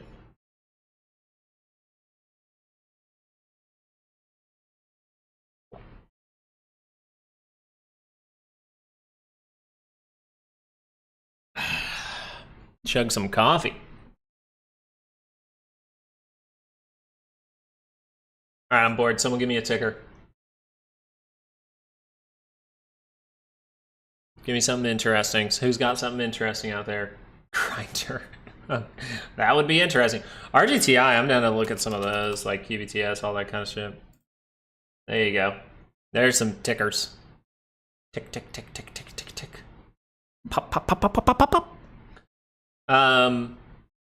Something here for RGTI is, remember we talked about, you can get a reaction, it's just you have that serious sell zone above you. But RGTI is just such a good example of why we see it at the same time is when we really have to react, right? It kind of reacted here, you finally got the closing here, and you go, okay, that's down on the MACD, pointing down now on the RSI, and you actually have the divergence on the MACD and RSI at the same time here. Notice you have it the whole time on the RSI, but you just don't have it on the MACD at any of these points. All right, now you do, that's when you got to start paying attention. All of these can fall, like these divergences can cause a downturn. They can, so you want to assume like there's risk there, but you just want to be aware that that's not at the same time, and you can always say, hey, the opportunity might still be there for more upside. Once they're at the same time, that's when you go, okay, the upside might be tanking for a little bit here. And it tanked really, really hard. So now we have that sell zone right above us. Going to be a little problem there. I feel like that sell zone's kind of right. Yeah. Who's got another one? Let's see here. We did look at that, so we can look at IonQ. IonQ's in the same boat. I would say this level, like that's a big gap, and I'd say this level is probably the most important. I would just mark that one off with a line, honestly. Let's say 40-50 looks pretty important. We got back above this, okay. Can we see that upward move? Just know you're really leaning towards some kind of lower high. And this 30-minute might give that up right away. We'll see. You could probably see a move up to 40-50. You just don't have structure to get that good of a move yet. So it'd be more likely to see structure, then get a big move, then fail. But we'll see. These things have ripped before. 2-hour chart here. See, I think IonQ was the tricky one. I think IonQ was the tricky one. RGTI seemed obvious. IonQ, trickier. Right? A lot trickier. And it didn't cross down before, right? It just crossed down dramatically right away.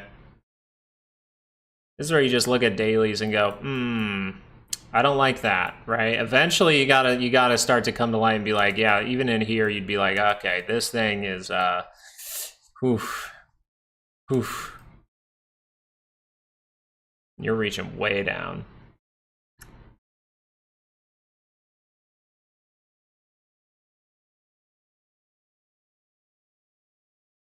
I wonder if these retrace levels were pretty good. Let's take from the breakout bar. I think that would be better because we're kind of tight in here. Yeah, we can take this low.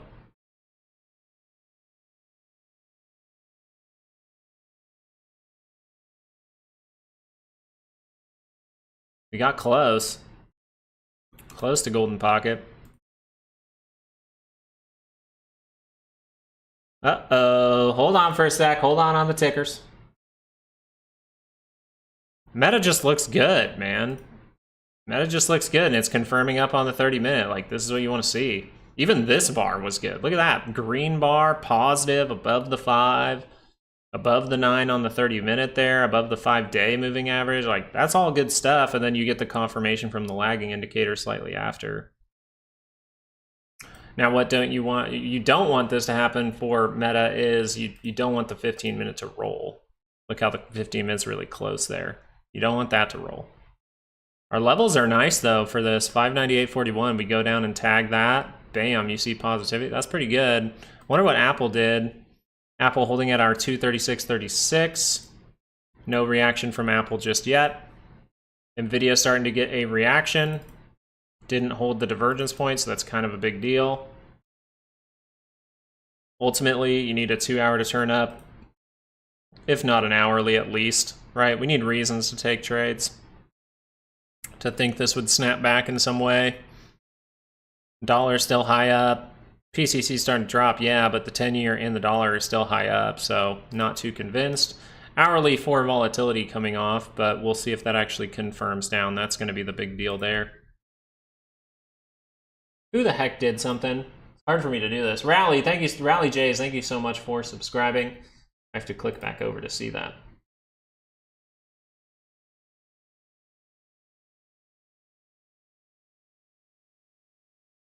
Oh, come on. I think WBA. I did see WBA over there at some point. Walgreens. Boots Alliance. What was the question on this?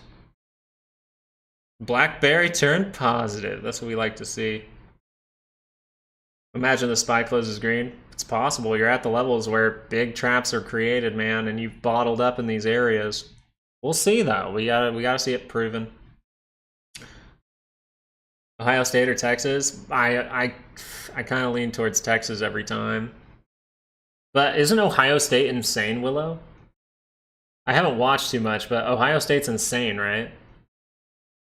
I mean, from a where I've been, where I'm from perspective, I lean towards Texas. But I know that I think I heard Ohio State. I haven't watched their games, that's the problem, but Ohio State's like insane apparently. Yeah, I heard like no one can beat Ohio State is the take that I've heard from people who actually pay attention.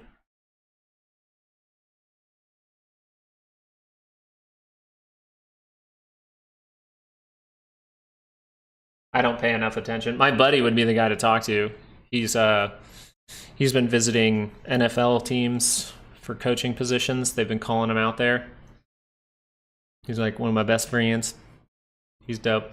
But the WBA, I just want to see, do you think WBA can move back to 20s based on today's earnings? Very good. Very good. Can it move to 20? I mean, your daily momentum's getting there. Kind of the cup, right? Kind of the handle. I'm going to see. I'm going to measure this from that close right there. And then I'm going to take it from the close-ish, right?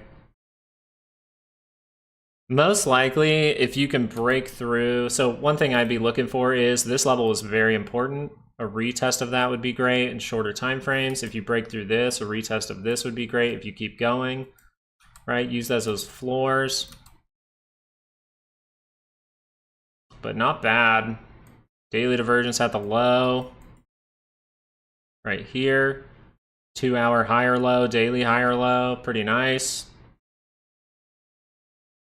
Weekly turned up, never turned back down. That's nice. Weekly divergence there on the MACD, not on the RSI. That's a little bit unfortunate.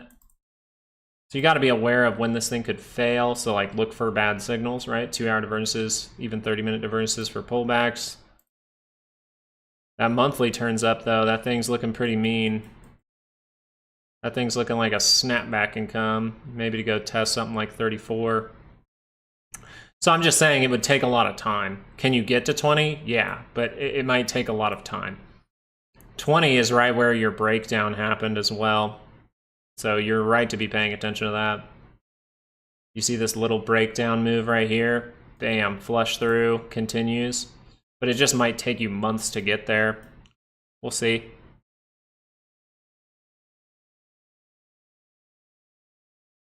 Back to the downside, rejection off of the daily. Retest breakdown area, then fail. Right now you just have this retest. So you're thinking retest in here, 2 in here. That would be a test of the 5 maybe. Dead cat is done. That didn't look like enough of a dead cat. That looked like some kind of little 5-minute dead cat. That looked like a 5-minute little dead cat. You probably need to see like a 15 or a 30-minute one more so. The dead kitten. Yo, dead cat? Roaring kitty? GME, you got 36 minutes left. Daily still confirmed down, 2 hours still confirmed down. AMC, you're definitely confirmed down there. Oh, AMC, you dirty, dirty dog. The weird thing is gold with the major reaction of, you're seeing crazy things. Dollar scaling up more while gold scaling up. The 10-year already reacted up, but usually you would see like oil and things like that scale up if the 10-year is falling more dramatically. So it's just interesting.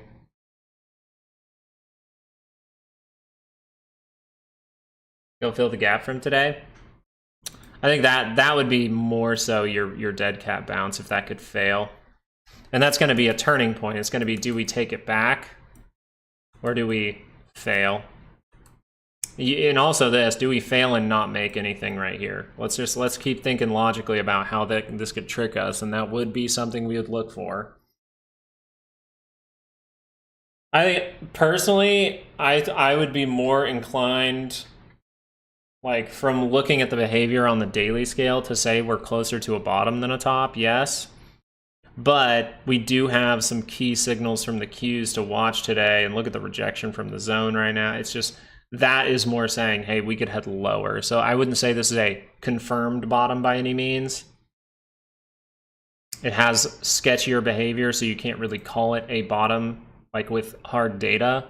You would be more inclined to think this would continue. And that's why I would say, if we make a bottom here, you still have some signals for it, but it would really be like one of those sketchy bottoms that just like gets forced back up. That's what I'm saying, Izzy, and if you can't bust them down, right, if you can't break it down, what happens? It might just go up, right? If the sellers fail to break it down, buyers could step in if they sellers run out of gas there. Snap has a good good chart to cover. Not looking for advice, just want to show a stock that has been performing on these down days. Okay, no, I'm fine with that. Snap, haven't looked at this. Very, very good so far. Bad wick, very bad wick. Above key levels.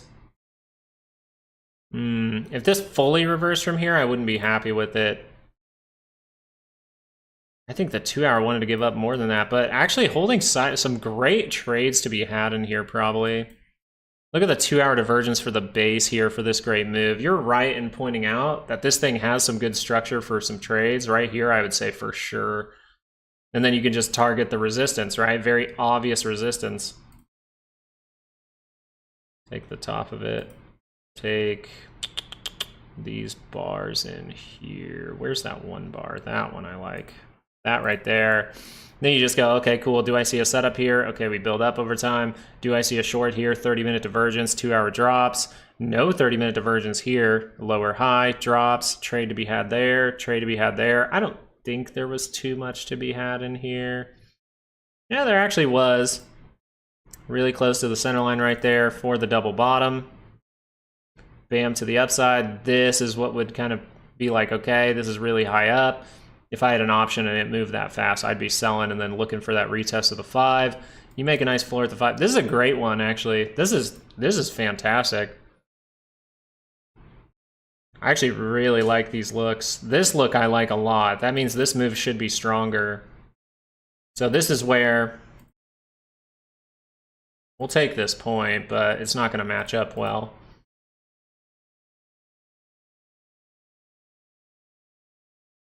Yeah, this is where you see up, and then you see if you can break that upside to really release the stock. But very good trade setups to be had in this, and it's moving. You're right, it's moving very nicely for a trader, right? Some good sized moves in here. That's very nice.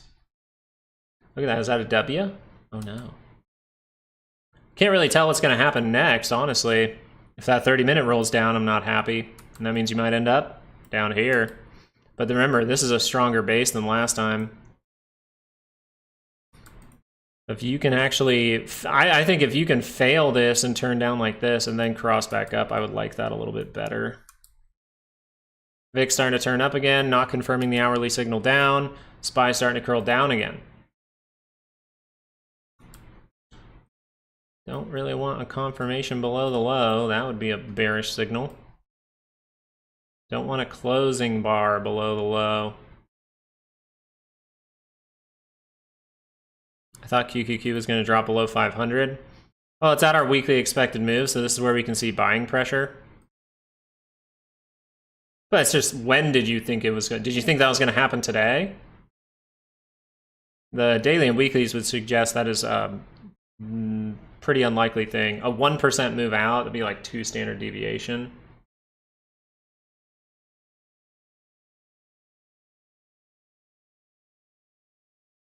Two hours still suggesting possible. That's why you watch the 30-minute and you say, hey, if I think it's getting here and then I see this turn up, I might say, ooh, I'm out of that for a second, see it make a move up, and then fail, right? And then it fails, and then you go, okay, now we're probably heading towards what? Well, then you got 500. But that hasn't curled up yet, so you still have those possibilities. You're breaking through key levels. You just got to be managing risk, right? One last blow-off top rally coming soon. I'm still kind of leaning towards it, Dave. My gut trader instincts are telling me that we're going to see this daily turn up. It just doesn't seem... but I have nothing to say behind that. Am I putting money behind that? No, I don't put money behind my gut feeling. I'll sell and take profit because of a gut feeling.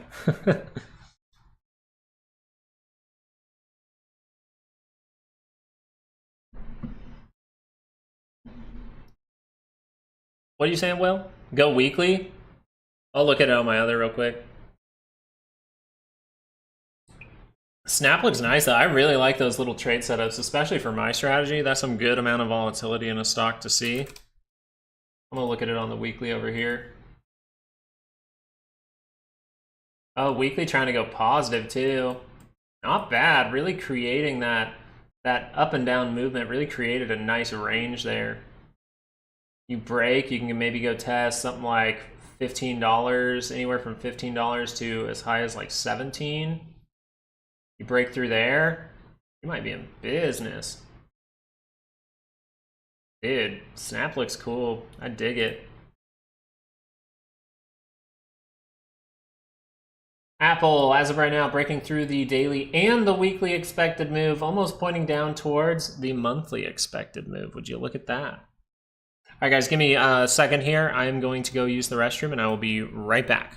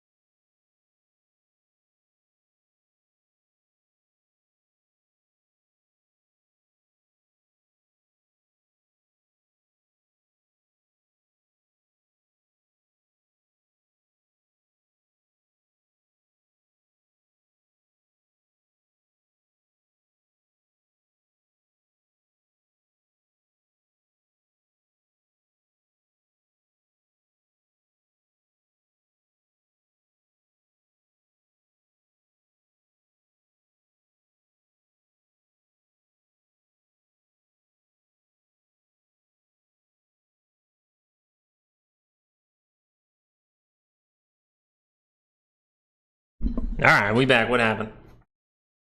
What the heck happened? Anybody? Anybody? Bueller? No, just kidding. Coffee got him. Damn, Alexander. Why you gotta call me out like that? Why you got... What the heck? Why does everyone call me... Oh, God, come on now. The hard part is you guys are like so right, it's insane. My gosh. Man, you guys really spotted a trend there, didn't you? No. In for another low in the queues, took huge number 3. He's getting his Yeti costume. May I'll do it in the Yeti costume for it some other time. We'll see. It's definitely possible now. You've seen the rejection from this from back in our expected move. So rejection from the zone. It's definitely the ability to head lower is there. We just want to see if this even on a 5-minute can just cross back down. You can make new lows now. You see, like now we're in a 5-minute just because it's an obvious negative trend. And so if we see a negative trend, we can see how those lows can get taken out in the shorter time frames. That's what it seems like, eclectic, and that's what we'll pay attention. Do we see reversal from the retest, or do we see another flush and get rid of any kind of signal we have? VIX making the next move upward as well. SPY, easy rejection there. Look at some other stocks over here. I'm going to click through the stocks that we really look at. Tesla, relatively, Tesla holding pretty damn well, actually. Like, really looking at this, you're going, that is divergence for Tesla, man.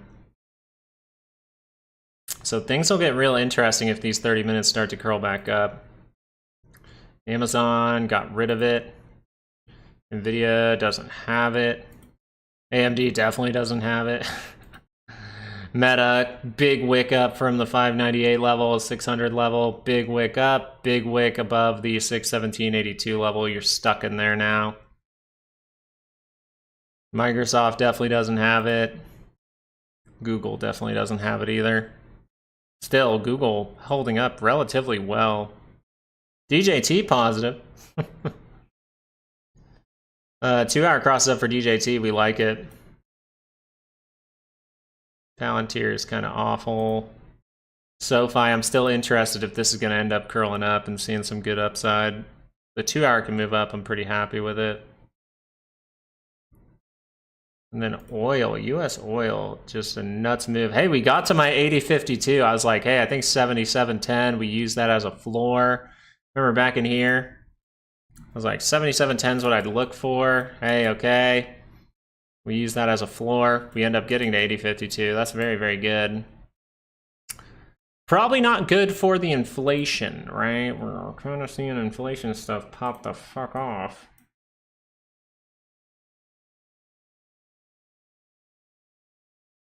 How about MSTR? Oh, God.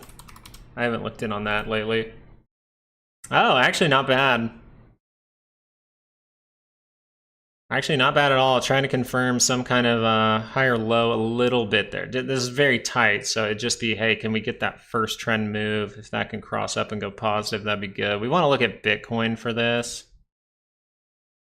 Bitcoin giving it up. Did the 2-hour cross down. So 2-hour crossing down, bad sign for Bitcoin. Right now, you're looking at cup, handle. Maybe some kind of little head and shoulders in here, but and not cup and handle, actually. You're just looking at maybe a drop here, and you're hoping buyers can push you through at that point. Not really a cup and handle anymore. Kind of violated that. But man, that's ugly. And VIX is saying, yeah, it's still ugly. Remember, the hourly hasn't confirmed down yet. There are formations of reasons to see some upside. But we're not seeing those confirmed, so there's no upside coming unless we see these type of things confirm. And look at the dollar. Right back to going up. Not a good sign. Yields. Holding a little bit lower, actually. So we'll sit. Qs, did they make that new low? Ooh.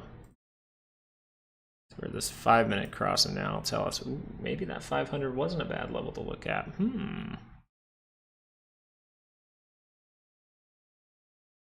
Yeah, I don't use 100 Goonie, but still good to know.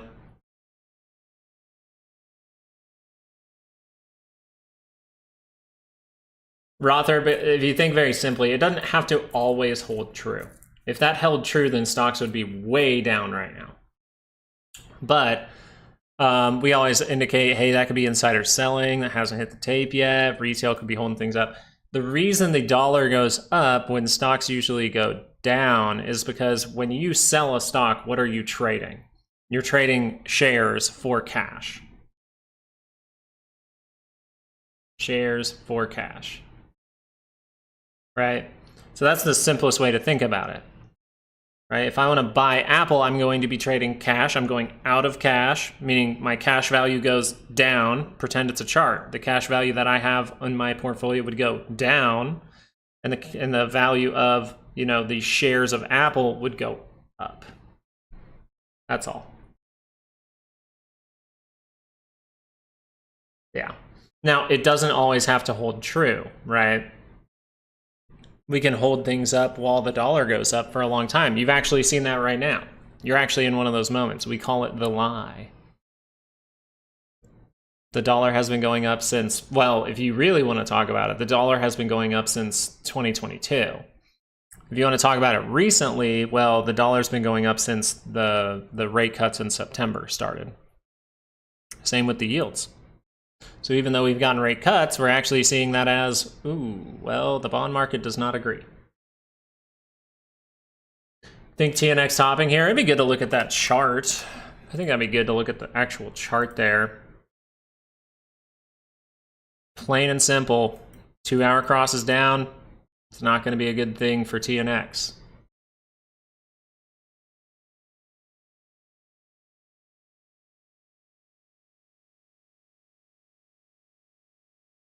It's like big upward move, medium upward move, small upward move, maybe we drop off. But you're breaking through some very key levels. You start to get up here, yeah, you're in problem mode. You don't confirm this down. Right now it's pointing straight up.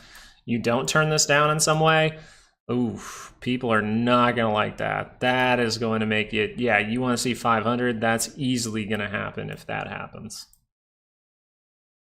At least that's how I'd read into it, man. People don't like it right now. Dollar has more upside. That is what the monthly trend is suggesting. Continuing to go up. Daily signal is still holding as of right now. But the monthly agrees with Torgus. The monthly heavily agrees with Torgus. Look at that since we triggered it. Bam! So that is a crash indicator, right? That is an indication that we have run into some kind of top. Corrective or just something more dramatic, some kind of major top, whether that is a corrective top or say a crash top or something. I don't think it's a crash top because it just looks totally different. I think if anything, it would be a corrective top. But I'm just not, there's no way for me to load puts here. Like, I'm just not. That would be betting on a crash. I don't bet on crashes. Nope. I wait for the signal towards the top to take a position. So if we crash, that's awesome. I'll be looking for the bigger bounce, like a 2 hour bounce, like a big dead cat bounce. Some kind of retest. Crash indicator is the dollar turning up on the monthly chart, the monthly MACD in positive territory, and you saw that in December. The monthly cross up in positive territory. So those lines coincide with times where you were crossed up and you went positive, and they correlate perfectly with potential tops, right? With tops in the market. January of 2022, January of 2020, right? These cross ups, when they actually happen, that's kind of what we're paying attention to. Oop. I'm really messing things up here. Or actually, I'm sorry, the one that was the blip, I'm sorry. The one that was the blip was COVID. Sorry about that. It curled up shortly after.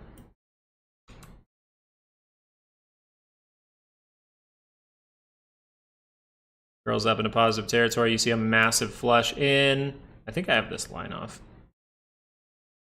March, right? See how it's like a couple months later, bad things happen? That would be bad. Whew, we don't want to see that. Man, we are just really down here. We're just chilling. Wonder what's happening. Let's go see. La la la la la la. Bank of America has said we no longer expect more Fed rate cuts. Wow.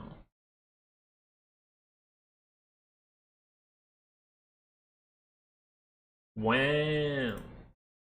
Hey, Kavi, thank you so much for joining us today. Thank you for subscribing.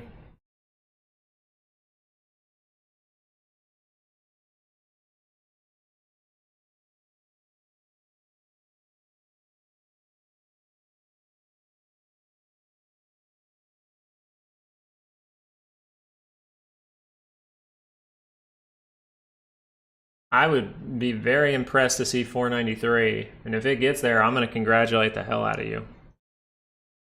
I don't see it yet. Exactly, Goonie. That was the 2017? Not today, no, yeah. Greg's got too good of a head on his shoulders to expect another, what or so? 493, what would that be? 3%? Or no, 493. That'd be a massive thing, right? Sorry, I thought I read 593. I was like, wait, that'd be a bounce.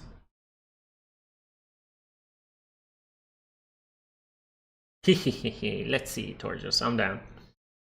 MU and Google are holding up. Let's see MU. Well, why are they holding up? Buyers are stepping in.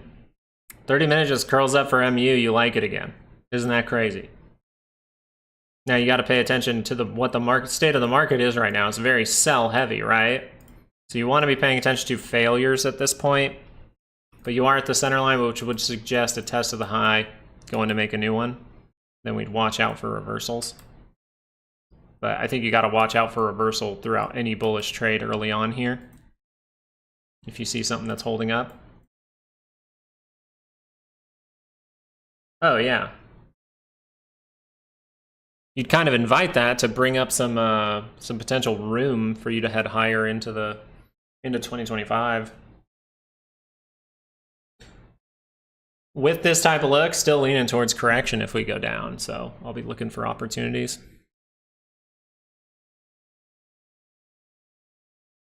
And then if we get a big bounce and we see that curl down again, hey, I can play the negative trend move. Carlos, thanks for joining us today. Appreciate you subscribing, bud. Got a little bit more time with you guys. Tesla's holding up pretty well. Tesla has a lot of volatility. I'm surprised it's this is so bad that Tesla's actually holding up really well and keeping the divergence points. I'm very impressed by Tesla's behavior here.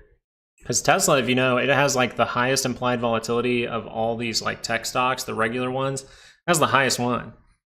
That was the highest one.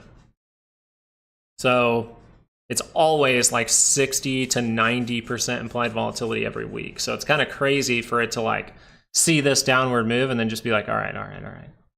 So I'm interested to see what's going to happen. NVIDIA, we still holding 135. Like it. All right. We'll see if you can hold, buddy. Apple, we're giving up 236.36. Not a good look for Apple. Q is still dropping to this moment.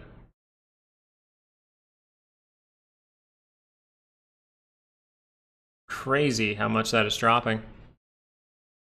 We'll see. Can we close below the low at some point? On any chart, can we close below the low?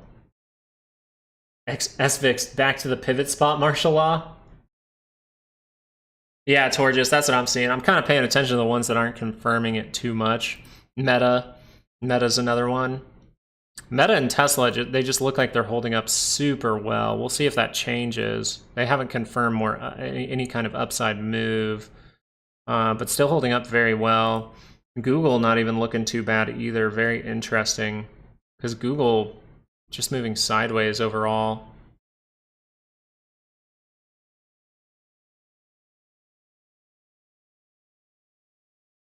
Expiration has an influence today. You think this was a major top? We don't see another all-time high this year? I think we're still going to see all-time high this year. That's what my gut's telling me, but you know, it's a bad day to ask what I think Because the truth is, guys, this is something you want to see what the end of the day looks like, and then we can talk about it on Sunday. We can talk about it on in Saturday's video as well, right? You want to see what the end of the day looks like for a very specific reason too, especially with the Qs, because this is a very bad almost all week. So I'm just waiting patiently. If this drops, technically you could go all the way down into here. Right, we could see this really go but come all the way down into here. So we'll just be watching. That's why the end of the day is going to be way more important than the beginning of the day, in my opinion. That's why sitting on my hands is a good idea. Stream Tide, it's back. Oh, thank goodness. We've gotten a lot of ice, we had a blizzard, then we had a little snowstorm last night, so things have been kind of choppy here.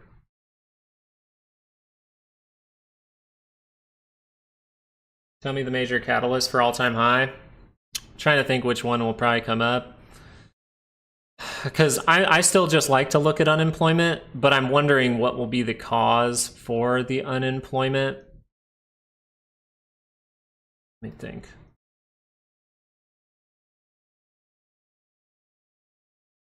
Because I'm assuming if you want the reason, it would be the cause for unemployment. Cutting government jobs, yeah, well, that's probably one of the best answers, because the jobs data that we do see is supplemented so much by government jobs that actually could be what you're talking about. And the other side of that, it just coincides, is the getting out of the wasteful spending. I think that we wouldn't even have an inflation problem if our government just didn't waste so much money. I don't even think we'd have that inflation problem, not nearly as bad at least. But you can't just lose hundreds of billions of dollars per year and not know where it is. That's bad. Okay, cuckoos. We'll get to it. If you want to send me an email, or if you have a specific question, it's more just try it with shares first if you'd like. You know what I mean? Try it with shares first if you need to practice. Right? Jumping into options, very scary thing to do. But you can try it with shares first. That's very simple. But we can chat about it. You can send me an email. As a government employee, no. Richard's like, do not fire me. The market does what it does. Well, yeah, kind of. And then you'll see the catalyst afterwards, whatever they want to call it. But there will be something that causes a lot more things to happen. That's what you kind of know. And a lot of it's riding on inauguration. That's why I'm more so like, we shouldn't be going down dramatically now, in my opinion. We should go down dramatically as we start to see things implemented by Trump. But like I said, I think you're in for a confusing year. You're going to see a rip around kind of market. Housing market's been terrible for a while now. The housing market actually reacted to the yields in a at least somewhat timely fashion. That's what you would say, right? The yields went dramatically up, and HGX has been going down for a while, right? That is the correct reaction to those yields going up, if you will. Like the housing market is actually reacting to that. But and that's probably because it hurts housing market the most, right? It actually affects the housing market the most off the bat. But it is probably an early indication that things are very sick here.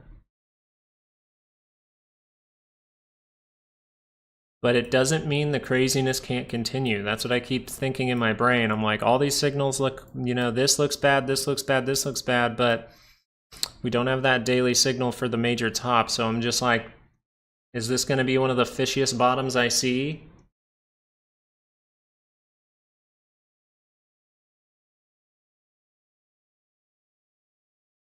That's facts, Greg. That's actually facts.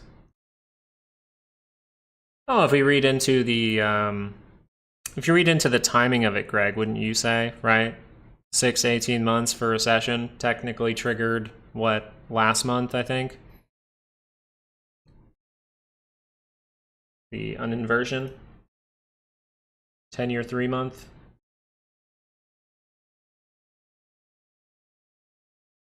Apple taking a flush. Apple is taking a flush, man. It's not able to hold up at 236.36. That is worrisome for Apple. This is worrisome. Now, if you have monthly expected moves, what are you thinking? You know what I mean? I'm saying you know what I mean a lot today, but whatever. If you're looking at monthly expected moves, you're there, man. You're there. You're going a little deeper into the zone of the first little breakout here. You have little breakouts in here, so this area would make sense. But for the month, it says buying pressure could step in for Apple any point now. But hey, it's flushing, man. Am I gonna buy just because it's at some line on a chart? No, dude. This all started with stimulus checks. Well, the truth is, it probably started well before that with the government waste. Then stimulus checks amped it up. Then we started to waste just an exponential, right? It's just an exponential growth of waste. That's all it is. It's an exponential growth of stimulus and waste. I mean, PPP loans did way more than a stimulus check did. You know what I mean? You like, God, I said it again. Stop saying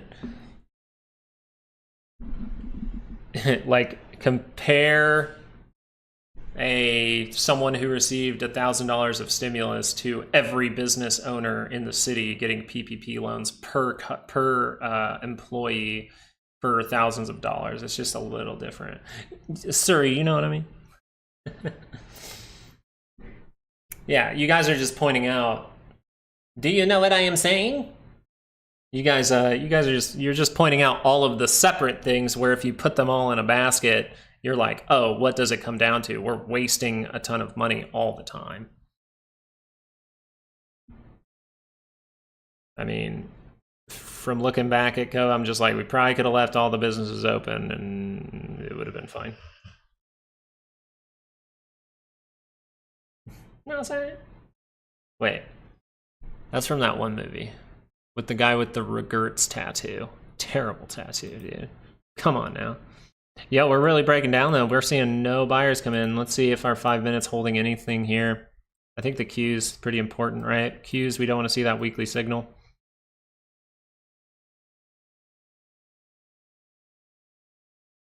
It is just hard to react to. I mean, I don't think initially everyone who made a decision with Go was like their heart was in the wrong place. I don't think that, like, if they really thought like this could kill a ton of people, then yes, they're going to react in some way. We're the Millers, that's it. Debt issue will eventually come. Well, it's that word, right? It's the choice of words, right, Greg? Eventually. Eventually. It's like, when is eventually? I don't know, but we'll probably see a signal for it. Q's crossing down on a weekly could be a signal for it.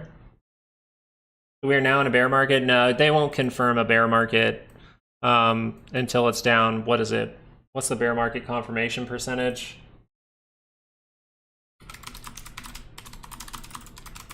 Is it 20? 20%? Let's see. Let's see, a bear market is defined by the prolonged drop in investment prices. Generally, a bear market happens when a broad market index falls by 20% or more from its most recent highs. Yeah, 20%. They won't confirm that. Apple ripping off of the monthly expected move, actually, for a second there. That was funny. Just touches it, and then, oop, it starts to go green. I don't have a lot of hope for Apple yet. I got no reversal in sight. We'll probably have to make a signal down there.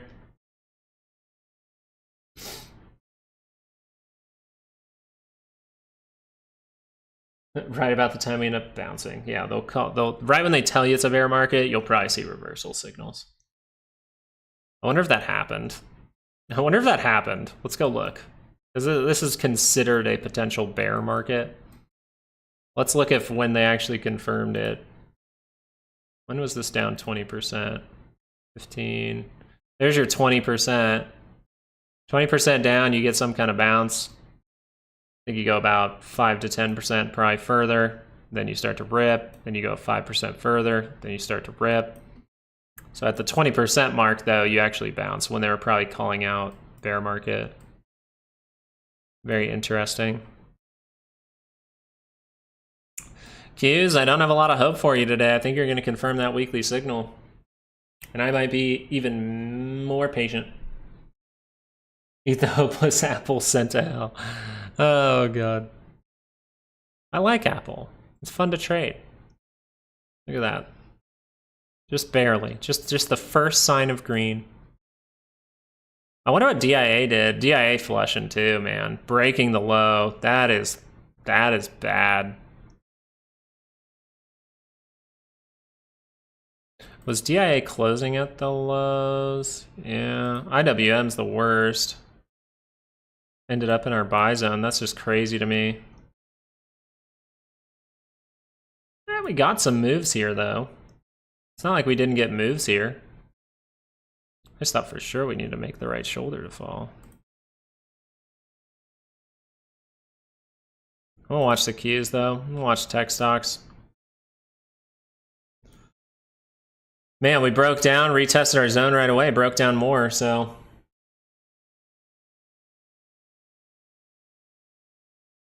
I think that's the recession target, 340, 360. It's an apple. Of course it's red. You sound like a TikTok. Oh, man. We got rid of the divergence points here for the Qs. Not a good sign. Same for the SPY. This is actually a pretty bad sign. Now we have to see, if we're going to see a rip, we got to see 2-hour moves. Dollar not backing off. 10-year not really backing off. PCC remaining high. Seems like some people trying to grab some call, but that's it. Volatility almost up again, 10%. Market close today. Just wait for market close today. No entry. There's no entry in either direction for me for the Qs right now. There's zero. Nope. I don't take things when there's no setup at a high point. I need some kind of bounce or something. Like here, there's a bounce. We continue the negative trend. That's a reason, right? Maybe that's a reason, right? But me taking puts here is like the potential for something like this could just bounce, right? We don't have to do this, but we could just bounce right then, and then that option would be ruined for a bit. Unless I have like a month out position, take now, watch a bounce, take later, right? But that's just gonna stress me out. I'm chilling. I'm gonna wait to see how it plays out. Right, I was all excited here. I was like, yeah, we're gonna rip. Then up here I sold most. Here I had everything out after the data, and then now I'm just sitting going, damn.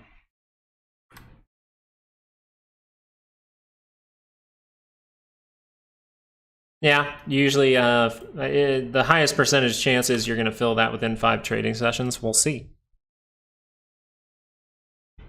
That's not a good close. That's a really bad close right there too.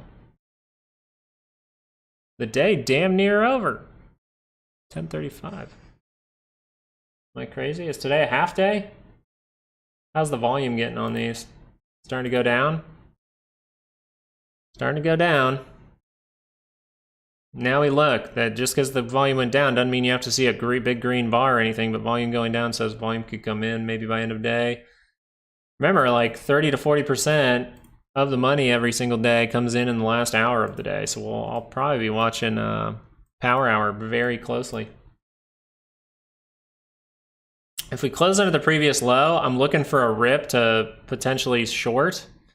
If that's a 30-minute rip and I see that fail, right? Retest the zone, fail. That's when I can maybe actually take a position.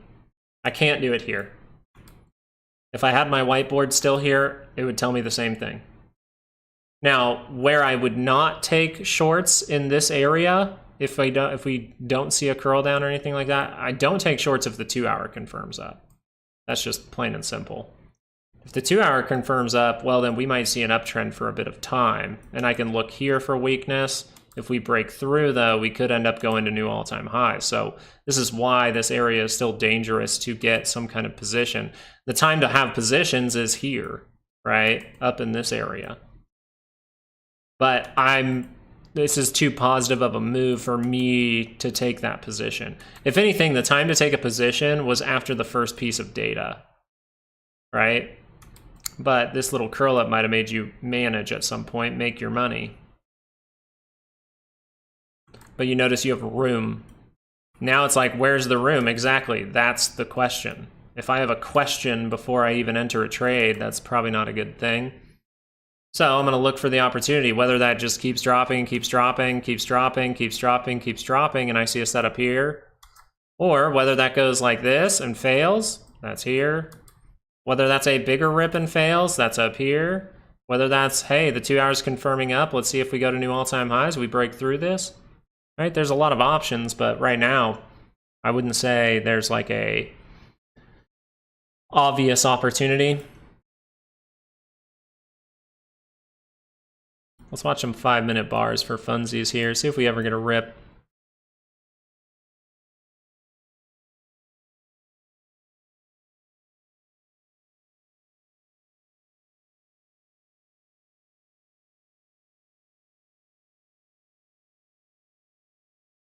Yeah, we can go over those.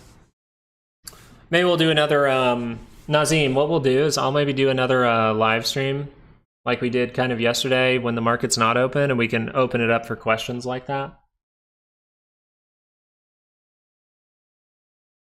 Could I explain why this is occurring? Because people are still buying Meta, they aren't buying other things.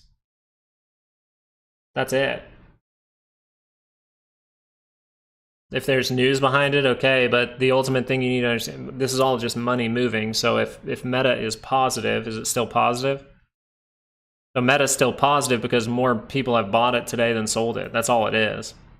Now you can read into it as, hey, well, if we're really crashing, then why is a big stock like Meta able to hold up well? You know, you can read into it, but does it help you make a decision necessarily? Probably not. Nvidia still hasn't lost 135. Does that help you make a decision, though?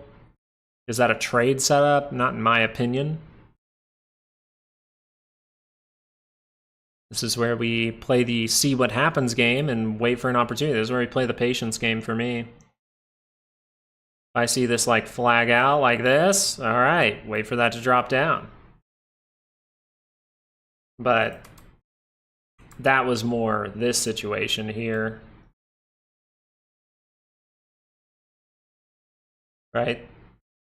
It's just I didn't have any confirmations there, so I was just like, I'm gonna wait for the reaction days, see what happens.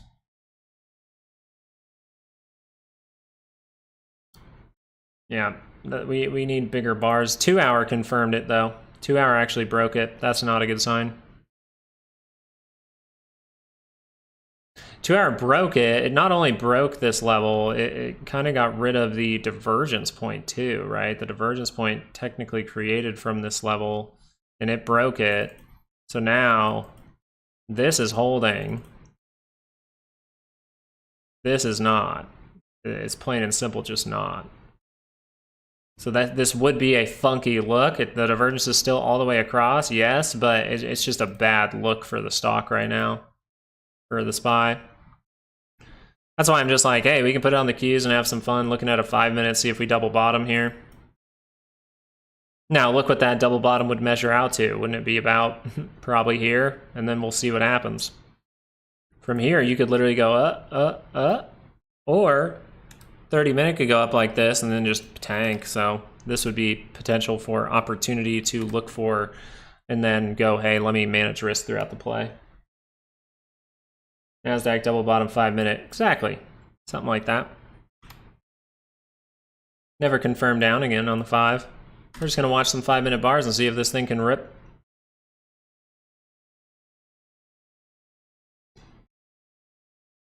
If PCC chart was high, I would buy. 96 is decently high. It was higher up this morning. Starting to come down, which is meaning there are people buying calls now. So some people are buying calls. Someone isn't too scared to do it. I am. I am. Think the hourly turns green soon?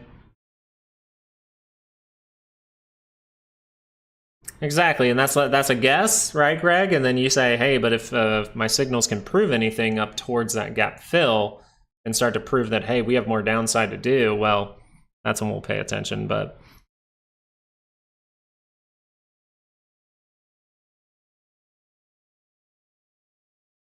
I mean, I don't think it's a bad guess, because I think it makes sense. That makes total sense, to get some kind of reaction from where we're at right now back into our zone by the end of the day. And then we'll see if, like, hey, maybe that can build up for Monday. And then guess what? By the way, just so you're aware, I'm pretty sure we get more data on Tuesday. PPI, month over month on Tuesday. Core PPI as well. Fed speaker. And then we get Wednesday, January 15th, the CPI. Oh, gosh. How scary. Retail sales, housing starts. So housing data on Friday, January 17th will be interesting. Yeah, you get more data starting on Tuesday, so we'll see if this trend move down holds. I like to believe, like, Mondays, usually you can see bounces and stuff, but sometimes, most of the time you'll end up continuing the trend from Friday, especially after something like this. All right, that's enough rejection there. If you want to clean it up for yourself, you can do this. See that crossing through? Yeah, that's crossing through. Rejected here. You're crossing through now. So if you can print that in about 30 seconds or so, it would say, hey, a uptrend move is possible. Some kind of move up is possible, but you do have this zone, which is kind of worrisome. Now, what I'd be saying is, like, what if we just keep doing this? Right? Keep going sideways. Buy some time for our 15s, our 30 minutes and stuff like that.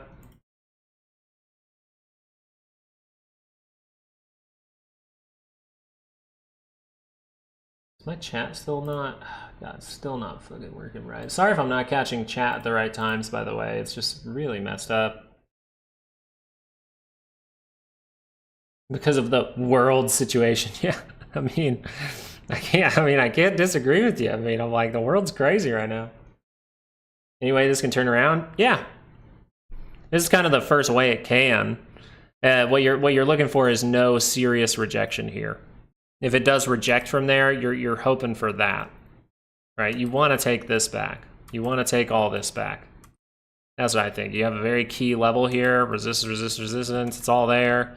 You need to get back up to here. But it's just the likelihood of rejection here is pretty high. You don't have the dollar turning down. You don't have the 10-year turning down anymore, 1.24%. You've got 0.53% here for the dollar. It's just you don't have signals that are giving you a hint. So if this does just magically buy back up and then you start to see the dollar and the 10-year drop very quickly, it would be some big players making some big moves. Plan for the SPY is to be very patient. Plan for the SPY is to be very patient and see if the 2-hour ends up confirming up. That's the only way you really end up to all-time highs from something like this, is if the 2-hour just starts going up and it buys up enough to go positive. Then you can say, okay, a positive trend move can happen. Boom, we head to the upside. But other than that, there's not a lot of good looks right now. And the other things are just like opportunities from stocks. Like if you're really paying attention to like Apple and stuff, it's at a monthly expected move. So if I see any signals down here, I'm probably buying Apple. But it doesn't have them. It does not have the signals. So it's just patience is the game for me. I'm not a day trader, sorry. Unlucky. Probably a very unlucky day for day traders. Bull trap? You would suggest the bull trap was here. Bear trap, bull trap. This bull trap maybe, like if you get these bounces like this, that's a bull trap. Right, so if we see that move up to here and reject, we see this go, what? Reject and completely cross by the center line, it's very likely that that is a bull trap down here. This, you could definitely declare a bull trap at that point, at this point. This is what we're trying to see if this is going to end up being a bear trap, and we don't see any signals that it really is. That's the thing. You know, usually when we're at these levels, people ask me, is this a bear trap in some way? Are we about to see this reverse back around? There's not really good signals here to suggest that's going to happen.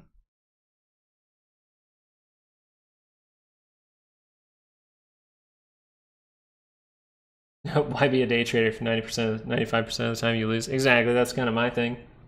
Some days you do really, really well. Some days you do really, really bad. So I was just like, how about I try to do things a little differently? Found something more comfortable for myself, and I like it a lot.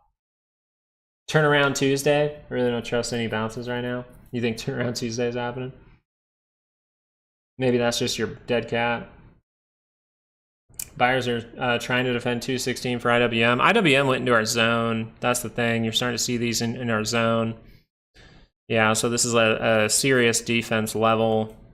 We'll see what happens. But IWM vomiting here. See, this is your opportunity, you would say, right? If you see some behavior like this, and maybe you don't see a gap, but you see that confirmation. 5 minute never curled back up. This is a 5 minute chart, though. I don't really watch those. I'm just watching it for fun because that's the only like signs of life we see for the SPY and the Qs is a 5 minute chart, and that's bad. Blue steel. Really, really ridiculously good looking. Ooh. Yeah. Yeah, the key thing is, it's just, if you analyze a chart and you're like, I don't see an opportunity, then what should I do with my money besides sit on my hands? You know what I mean? That's kind of all I'm reading into it as. It's like, do you look at TLT? Trying to make something here. Do you look at TNX with all those signals? Do you look at the dollar trying to make this lower high? On a 5 minute for the dollar, you think I'm going to pay attention to a 5 minute on the dollar? Hell no. I'm going to look at volatility confirms hourly divergence down. That's what I'm going to do. Then I'm going to sit here and look at the Qs. Right? Be very calm. Not have to jump into something and then be in worry mode all day. It's Friday. I'm not going to ruin my weekend by doing something prematurely. Like, yeah, a bottom here and then we go to all-time highs. Yeah, you can make a ton of money, but it might stress you out the entire time. I'd rather just be like, oh, the 2 hour confirmed up. Okay, I can take a chance with that and then manage my risk throughout. And then if I see all-time highs, hey, that'll be a great trade. If not, okay, I'll manage risk. But at least I'll have a signal for actually doing it. At least if I told someone about it, it would make sense.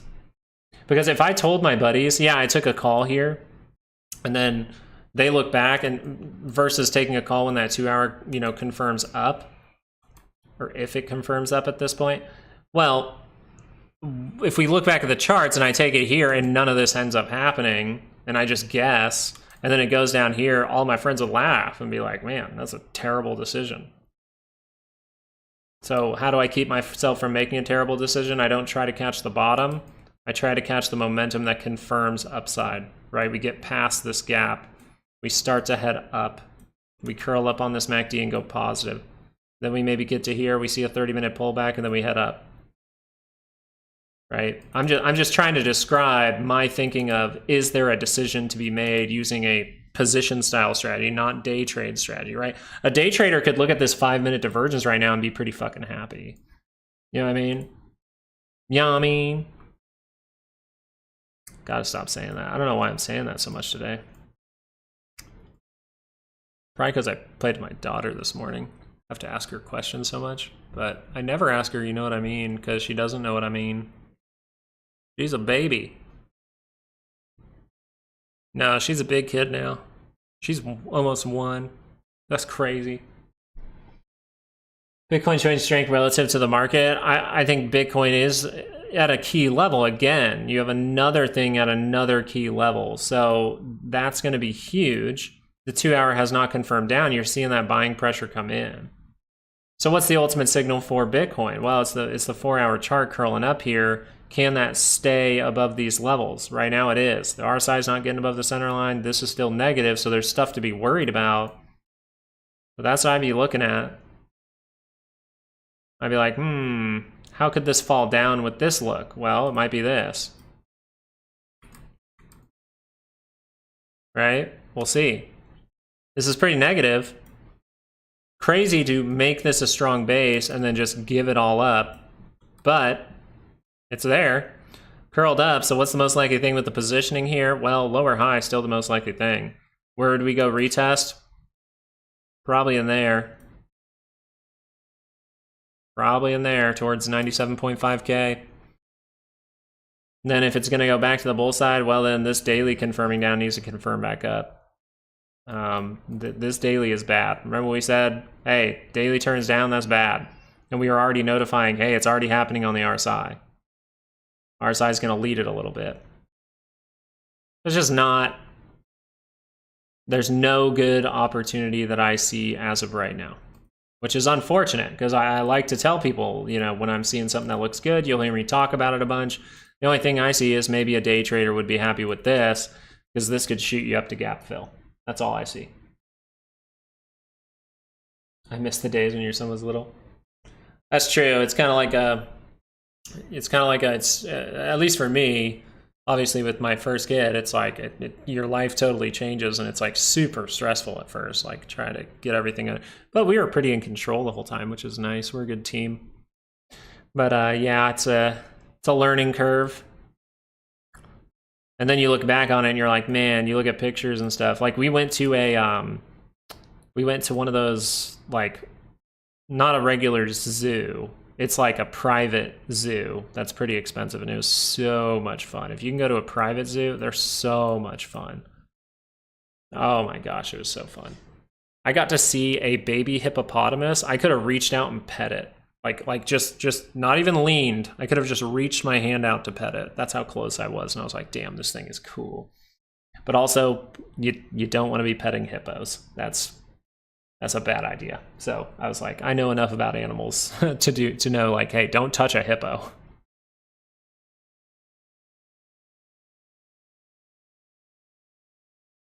Exactly, Muja. That's how you look into it. So I tell people, try to get one of those. You'll feel better. It'll make you make better decisions. It's crazy. It's like I trade for money, but I trade for my family. You know what I mean? So there's more. God dang it, I did it again. So there's more behind it. There's more meaning behind my trading, and that keeps me from making decisions like going short outside of a weekly expected move. Right? Trying to short Apple when it's at a monthly expected move. This is a monthly expected move. Now, if I was a day trader, I could have saw this, shorted it down to 236.36, then scalped, like taken some off, then actually pushed it down a little lower because we're so close to monthly, we tag monthly, and I go, okay, that was a good trade. I probably could have made 100% easily on that, especially with 0 DTE. Actually, you probably could make more than that. Go on a 1 second chart. Yeah, we should do that on Fridays. Oh yeah, Luke, I did see your email. I'll catch up with that in a bit.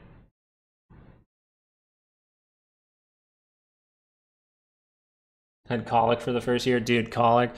I don't know if she had colic. She was sensitive for like 2 months. We went through some shit. Like, you guys might go look at old live videos back when she was like somewhere between 1 to 4 months old, and oh my goodness, sometimes I was just tired, man. Yeah, but hippos are mean, dude. Like, what's the data on it? What's the data on hippos? Like, let's just ask Google. Let's ask Google if hippos are nice. How dangerous are hippos? The hippopotamus is a very aggressive wild creature and is the deadliest large land mammal on the planet. It is estimated that hippo attacks kill 500 people each year in Africa. That stat alone, like I said, I'm a risk guy. I'm a risk guy. I always manage risk. And I'm like, my first outing, my first like great outing with my daughter, and I pet a hippo and it just chomps my hand off, I'm good. The way to beat a hippo is like stagger running, right? Because they run in big circles. 500, not too smart. They're probably like hunters in some way or something. Yo, it's so cool to see though, isn't it, Lurkin Luke? I think it's so cool. Oh wait, we're looking at 5 minutes. What are we doing? Oh, 5 minute failing. Ooh. Oh my gosh, 5 minute cup and handle? Dude. That's how you end up towards 500 today. And people are scared of sharks. The thing with sharks is it's a lot like puppies and babies and everything. It's just they always taste everything, right? It's the test bites. Did you look at dat ass? I mean, dats. What's dats? Dat chat? What the heck is dat chat? Oh my goodness. Well, what is it? We need to know. It's getting some crazy upward moves.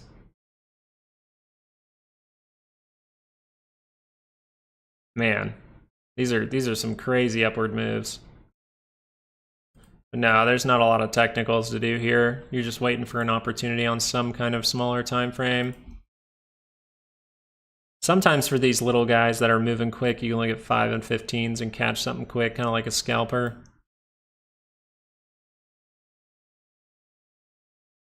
Let me test your arm off, said the shark. Well, that's the thing. A test bite, your arm won't come off. A real bite, your arm will come off.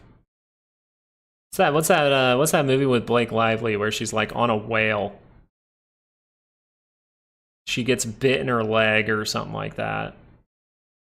So a test bite bites your leg. Probably might rip out a chunk. A real bite, an aggressive bite, an attack bite, a hungry bite, that takes the leg off. Yeah, I don't see a ton for DATS Happy Friday. Sorry about that. It's nice that we have Shorts Friday and Happy Friday in here today. It's cute. Apple getting a good reaction now from the monthly expected move. Pretty good. Went a little bit lower than the monthly. Little 1%, 0.73% move from the monthly. See what happens there. No reversal signals in sight though. Might take some more time. This is some wild stuff to see right now. Oh shoot, I need to watch that figuring out money video that someone was suggesting.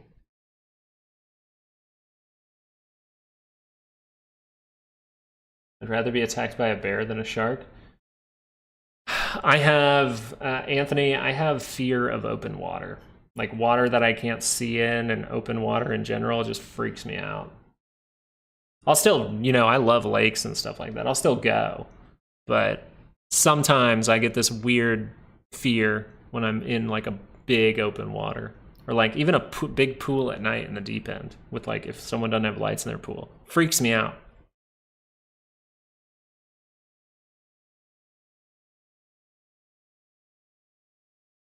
Which is so funny to me. I didn't used to have that fear. I used to do crazy stuff. Listen, Shark Ninja. I'd never heard of it, but the chart is strong for being around for just a year. You ever hear of this brand? They're robot vacuums. Shark vacuum? Are they shark vacuums? Because if so, I think I might have bought one for I think my brother got one or something for Christmas one year. If this is those little vacuum things. Shark Ninja, hold on. Shark Ninja vacuum.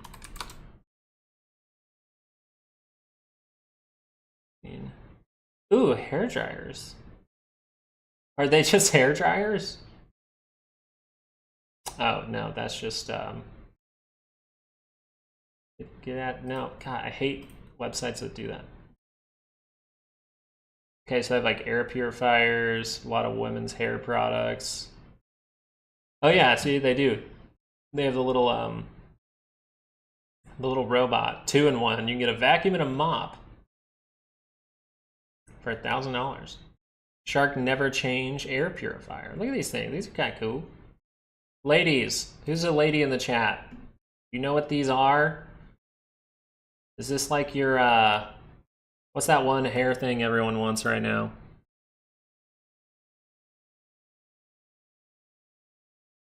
What's that hair thing? Doesn't it start with like a V or something like that? 30-minute move looks great though. You get a little confirmation here. You just bust through the high. That's great. Maybe you have a daily expected move calculated for it. That's great. 30-minute divergence starting to pop up now. So maybe a 2-hour pullback comes. Maybe not. It looks pretty strong. Daily still pointing straight up with, ooh. Ooh. What about this point here? Did we have something here? Down. This one will be hard to see, but it's there. That's good. Weekly able to turn up. You said it hasn't been around long. Yeah, that means this weekly has a good chance to curl up. That can take a lot of time, right? But 30 minutes suggesting a 2-hour pullback could come. Does that make sense? I'd say yeah. I'd say it makes some sense. If you can break through these levels, maybe you break through, get a stronger move, and then retest. Or if you fail here, kind of get that to loop down, and then curl back up. We'll see. Pretty cool chart, though. I don't mind it. Meanwhile, this chart. Meanwhile, the Qs not loving life right now. What's that? What's that? Oh, wait, some lady had to tell me. Maybe a dude. Maybe one of you's got some long hair.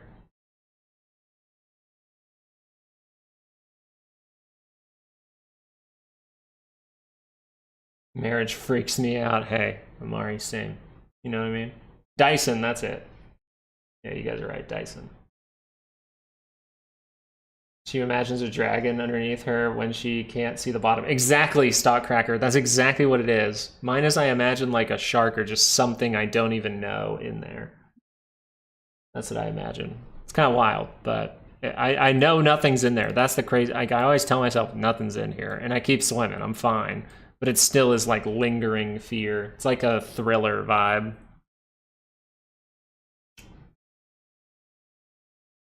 HSY holding for dividends. I mean, hey, this is pretty much where I played soccer. I played against the Hershey semi-pro team. What's the dividend? 3.38, not bad. Actually pretty good. See if your bank has worse than that, but I think it's like you're looking for the correct levels to buy. What was this, 2020? Yeah, I'd be really interested at 2020 lows. What opportunities show themselves? This is just a straight up downward trend though for the daily. But at least you're not talking about it up here, you know what I mean? Ah, dang it. I'm gonna start talking like Butters every time I say that now. More scared of seaweed than shark. I don't like stepping on things in the ocean. I hate when I step on things. Look at the monthly here. See how the monthly is just turning directly down? That's not usually a sign of like, hey, strength.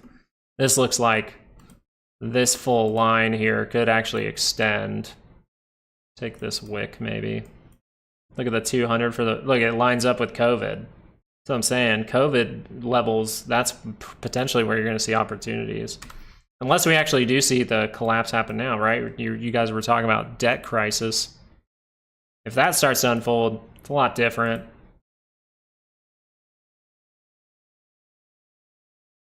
Damn, we didn't break the low? The heck? Everyone drink now, Lucas said it. Yeah, everyone take a big chug of your coffee.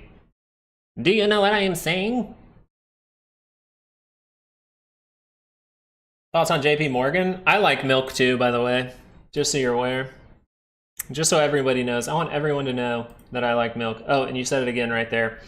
Yeah, you guys might have to give me some time. I'm having to actually like watch my stream to see the comments. My thing is broken over here. Oh god, see 5-minute charts, just not a good thing. See 30-minute just turning straight down. I know this is weird for the 2-hour, but I think I should do this. 2-hour showing divergence, okay? Let's see if that's on the RSI though. So not here, not here. Then we make the next move up, gives you a little 30-minute divergence in there too, and a 30-minute divergence with the 2-hour is what made this thing fall. Right here. Here. It's hard to see. This one is harder to see, so I wouldn't blame you. But the 30-minute at the top, you should have plainly seen. Yeah. I could just tell from looking at the 2-hour that 30-minute divergence was very likely to be right here. And that's when it was at the same time as the 2-hour. You get the next move going, oh yeah, retest of the 5. This is great. And then it absolutely just crushes you, and that bar should really signal like, hey, there's something going on here. And then you look at that 2 hour and you go, oh yeah, that's right. So this means you can see a daily trend move down. And since you're by the center line, that move might be down, down. Hey, we even drew a line here before. That's cool. 2 hour divergences probably. Awesome.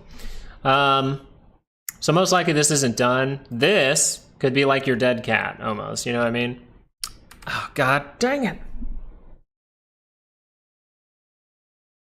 I'm gonna start slapping myself every time I say it, guys. But that is a confirmation of more downside. So most likely thing to happen here, test the low, go make a new one. JP Morgan might be in a little bit of trouble. A little bit of trouble. Apple pumping. Yeah, don't you love monthly expected moves? Now, this doesn't have the good structure, right? This does not have good structure. If you were looking at this, and maybe if you're looking at a hourly chart, it might have it. Yeah, hourly chart has it. So weirdly enough, Apple down by the monthly expected move might actually be telling you something. I'm telling you right now, if Apple tells us something, you gotta listen. Apple can lead this market. What is it?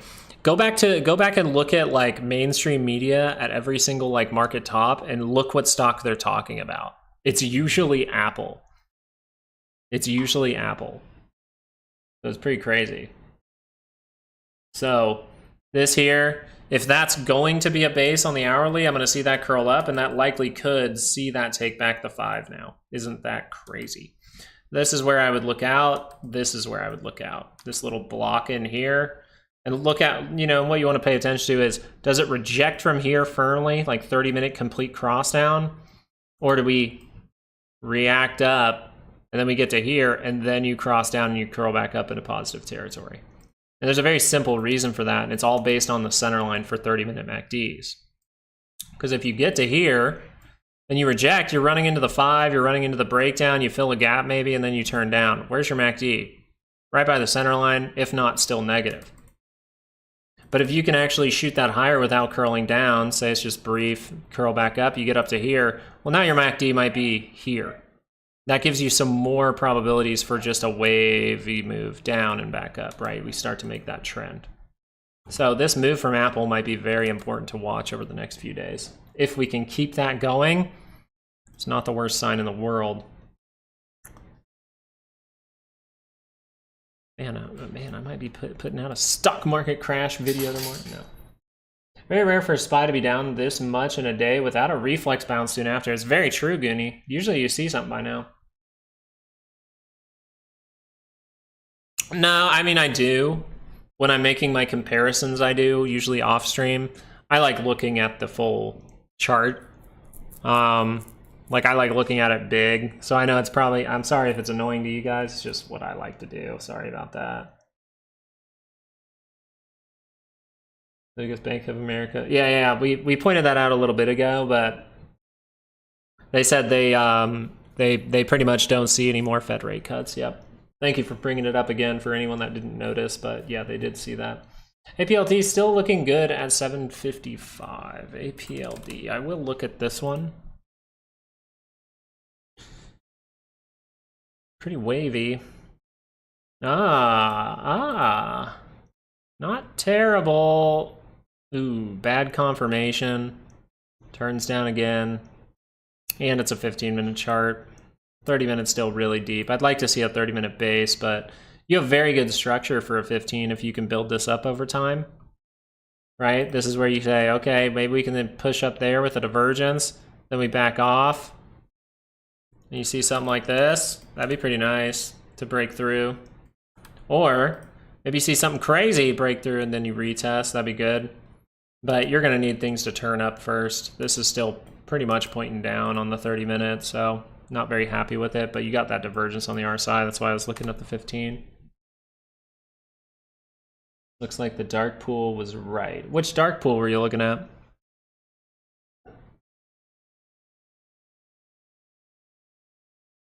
We're bottled up now.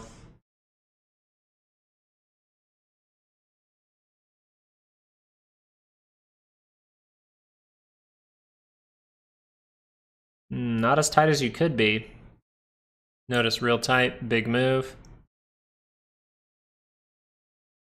Thought you'd be a little tighter than that. Nope. Oh, baby girl's awake. Oh my gosh, it is 11:15 already. We're gonna have to go to lunch soon.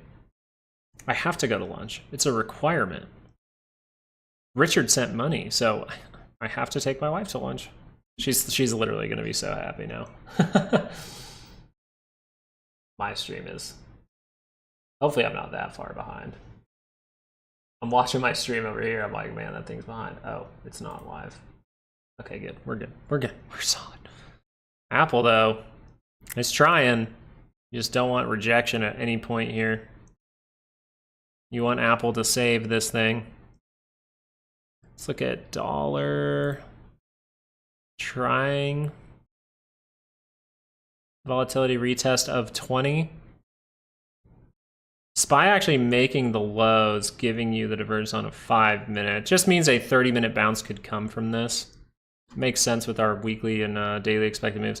I'm just saying, if we bounce from here and we don't reject, we don't see that pretty quick. I think, you know, Greg, let me know what you think, Greg. Greg, I want to bounce something off you real quick. Hey, and Daniel, thank you so much for subscribing. I just want to bounce something off you. Wouldn't this be too much buying pressure for the next drop? Because you're already below the heavy liquid areas, right? Wouldn't you more so be looking at this and looking for rejection here? If you start to get above that, it's more so looking like that to me. I just want to see what you think, since we've been chatting back and forth about it.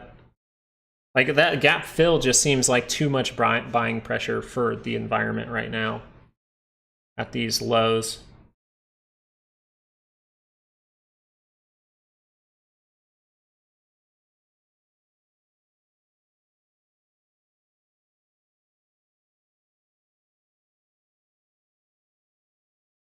I feel like that's just too much buying pressure. But I guess if we don't see the dollar start trending down in the move, that would be a big signal. If we don't see the 10-year trending down with a big move up, if we even get the move. But I'm just saying, I would need to see dollar start to drop pretty good here to be convinced.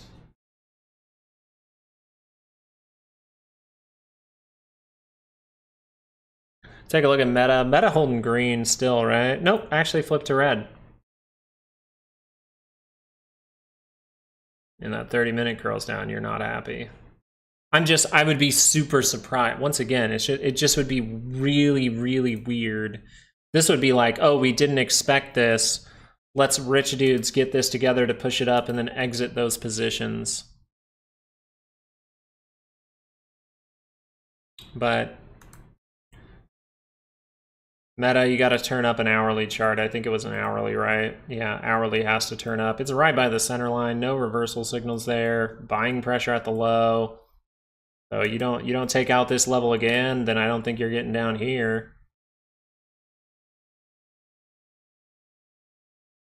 That is kind of crazy. Positive bar above 617.82 would be good. Good straddle spot here, possibly. GME testing 32.23. We should go check in on those guys, because this 2-hour posted, right? So 2-hour already confirmed down. That means you have a lot of probabilities of saying, hey, this daily can confirm down. But is it confirming? No. So what do you want to watch? 30-minute. We want to see if that 30-minute can take it back. Weirdly enough, isn't it crazy? That's a 2.4% drop for GME. It actually has one of the better 30-minute MACDs.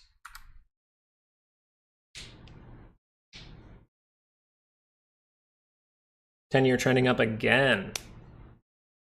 Yeah, just for the day, though. We haven't made that new high for the day. Dollar, we're seeing if that can fall off. See how that one came a higher closing bar for the 30-minute, not very good. 2-hour keeps getting these wicks, though. So we're seeing if that 2-hour can just go like, bloop, and then we're like, okay, now that needs to be a fake out, right? Fake out above this level. But not seeing any good things really. Man, the crazy part was, like, if you think back to that May thing that we caught the rigged behavior, we called it a rigged behavior, a rigged move, right? Because it was blatantly like there were no signals, or all the signals were saying, you know, insiders were potentially buying at the lows. We just don't have those right now, but it's just crazy because it came in the last like 30 minutes of the day. All right, you got your Elliott wave stuff, 501, 503. We're at 504. So that would, see, for me, that would say that this is too much. That would tell me I think this is too much for a target for upside. You'd want to see rejection here and probably head down to those levels. Let me look at a 30-minute chart. That'll clear it up. Yeah, I think you'd want to reject sooner. Because if you start to get to here, you're going to be positive. You'll definitely be crossed up. It's a big move down. Maybe you won't be positive just yet. I just feel like that's too high. Maybe, Alexander, maybe. We'll just look at what signals have in store for us. Is Apple still going? See, 236.36 can now be resistance. We used it as support. Then we broke below it, used it as resistance right away, came back down lower on this 5-minute chart, so.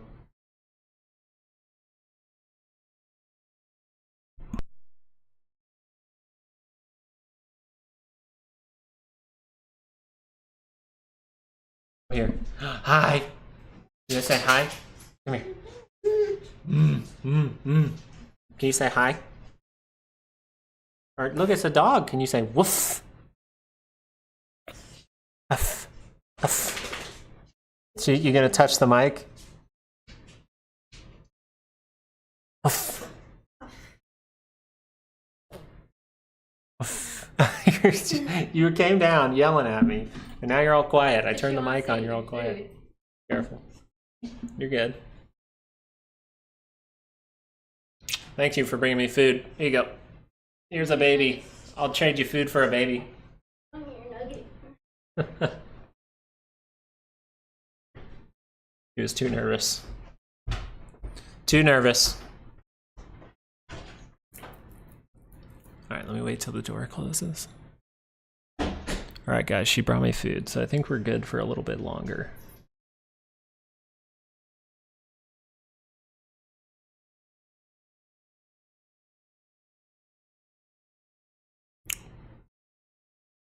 Dark pool says buy at 570 on the 17th. I'll tell him you guys say hi.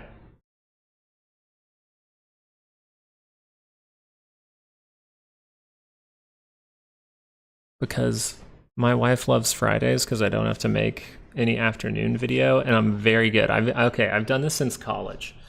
I took business courses and I set them all up to be, I have a business admin degree, if you were wondering, but I set them up to where I didn't have any classes on Fridays, so I've always loved Fridays.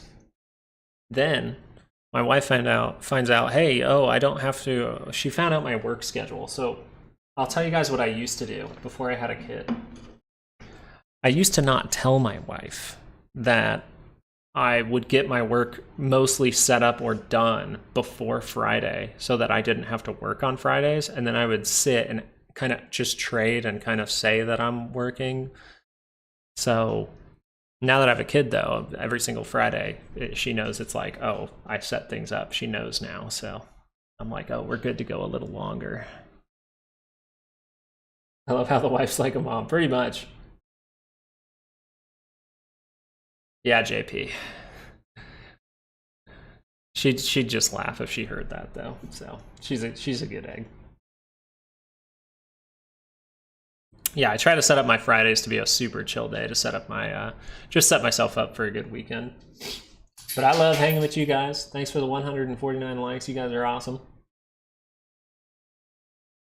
No bouncing. So Apple's giving it up then, right? Not too bad, but yeah, it's still giving it. I'm really interested if TLT breaks. Oh my goodness, wait a second here.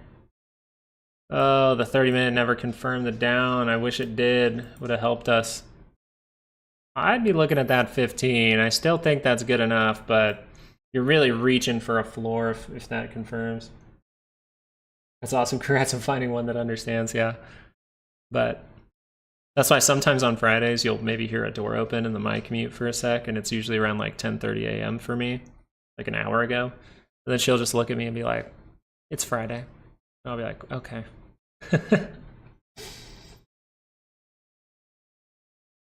You think Palantir to 50?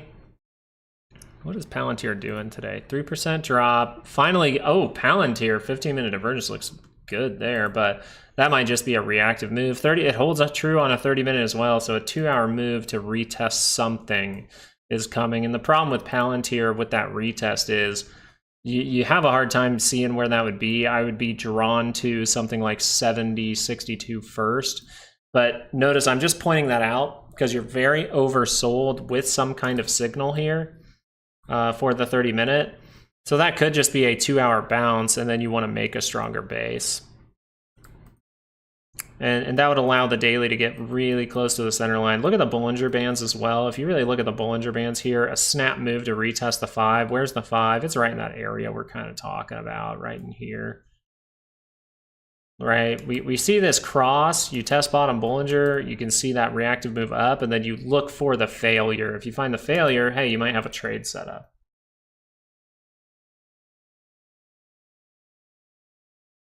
Yeah, SPY's just been rejecting, Q's just rejecting, like, yeah. So I'm still wondering if that divergence does anything for Palantir at this point, but I think another rejected move makes the most sense. Divergence for RSI for Palantir, it's small. Yeah, we'll have to find out. I'm liking our little 5 minutes here. We're really bottled up. Wonder if we bought ourselves enough time to get bottled up enough. Yeah, see how it's coming down into it. So the big move's probably coming. I'm gonna leave the Bollinger Bands on today. Sorry if they annoy you. I know there's a bunch of crap on the chart. There's a bunch of crap on the chart. Maybe I'll like turn this down a notch.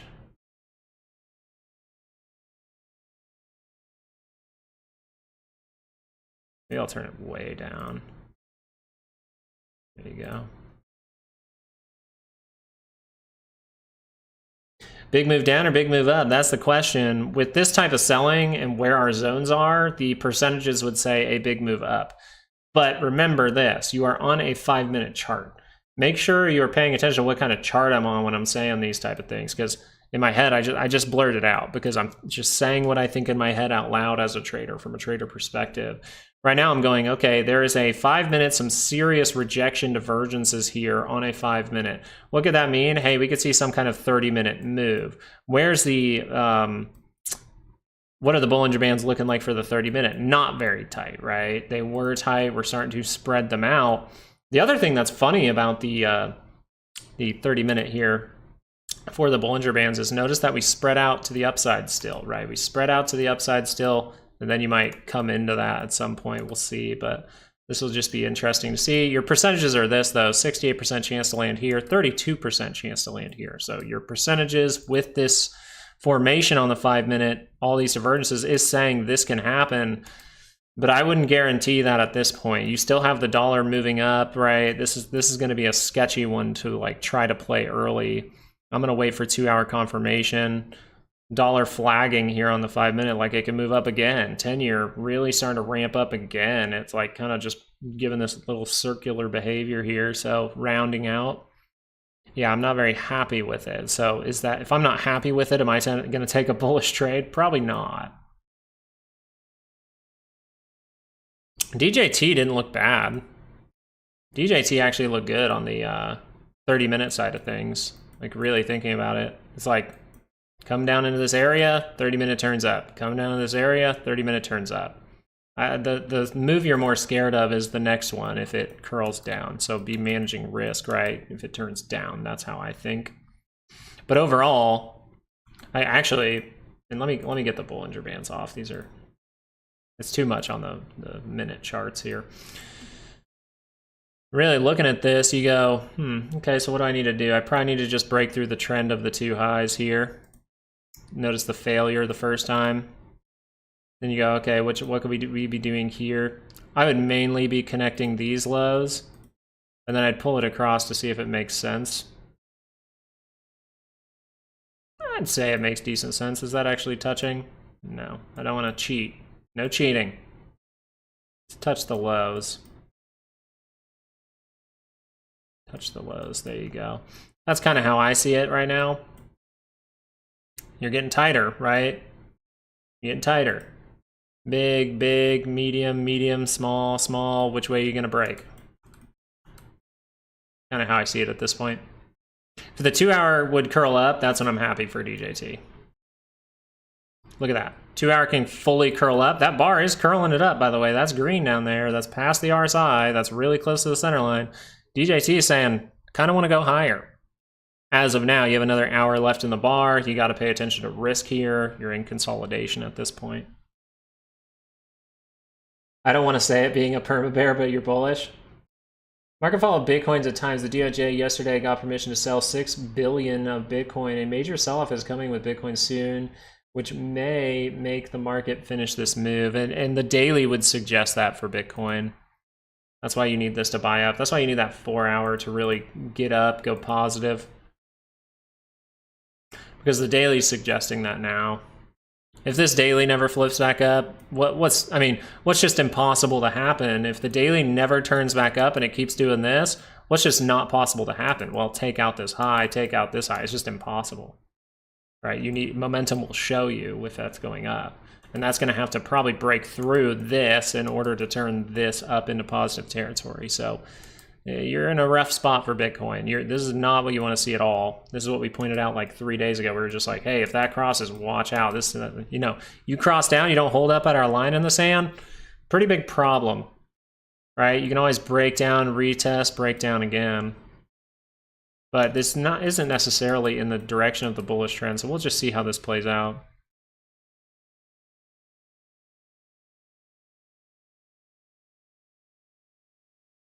We're at we are at 1.82, which means that should be higher up, correct? It is.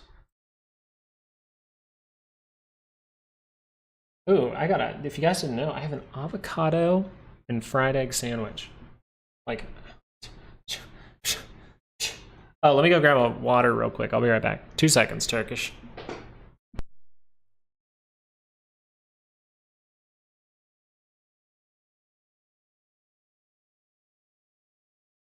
Hold on. My brother's got some info for me with the housing rates. I have all my people down. What?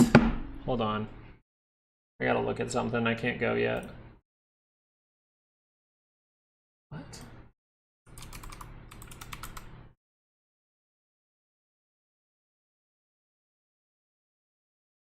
That doesn't make any sense.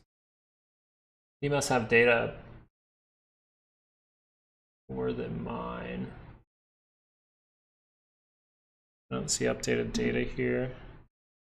Maybe people haven't bought yet are going to feel it if they were quoted 2 weeks ago.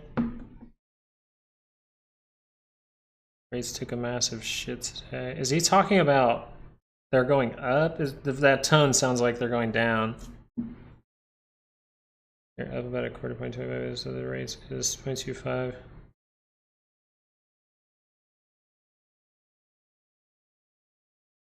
Okay.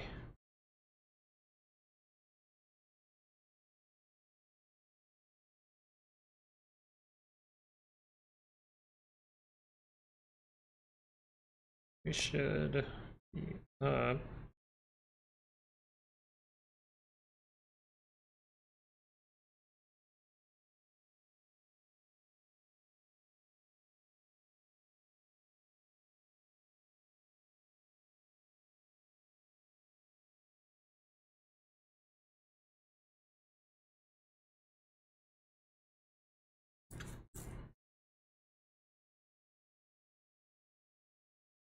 Say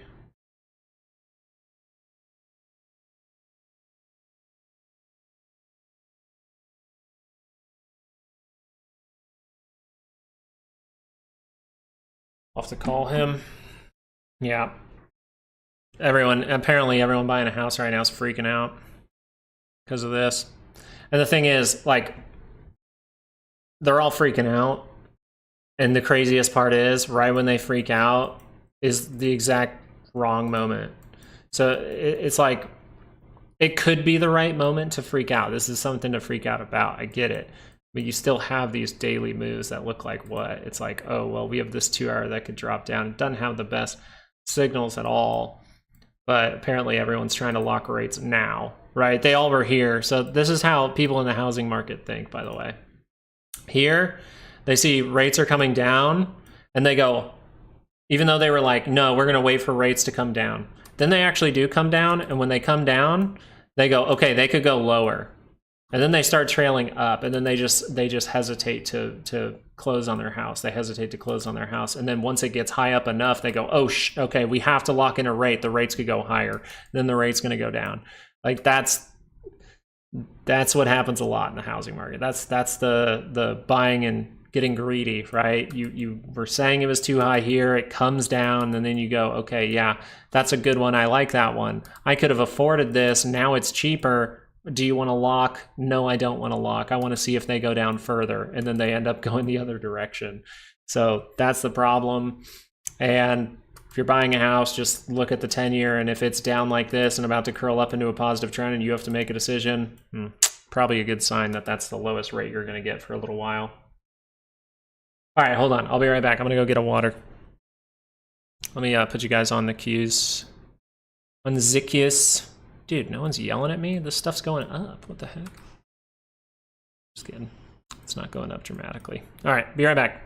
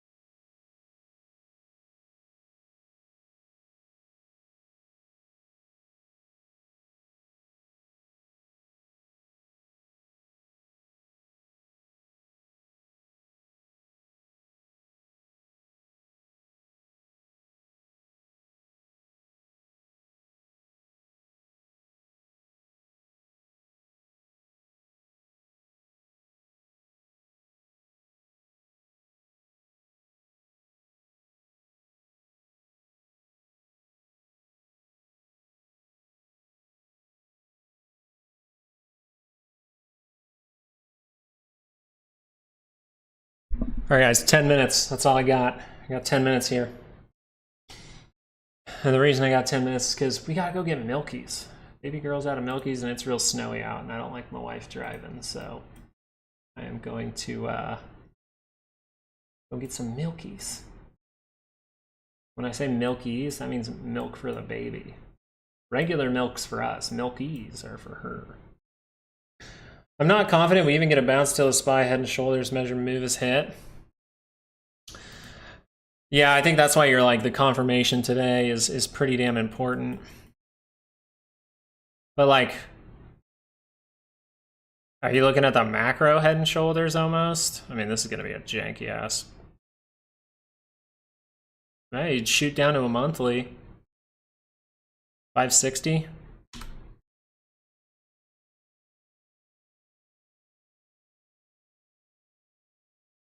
I envy you. You have snow. We have fires. I'm sorry about that, Tina. That's fires are no fun. Snow, we can just sit in the house, but fires, you can't really just sit in your house, you know?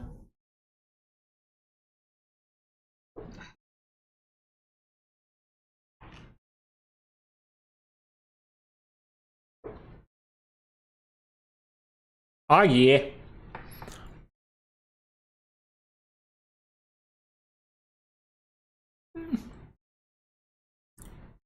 Bounce is just a little sketch. Oh, good. I didn't forget my water. I'm sorry about that, Tina. I wish you the best. I really do. You know me, man. I'm wishing you the best, Tina. I love having you a part of this community. And I hope everything turns out all right. I know it's probably not all right now, but I hope the winds shift for you. I really do. I hope you're safe, and that's the most important part. You're still able to come and chat with us. Hey, right now, that's awesome. Thank you for showing up, and thank you for letting us know you're all right.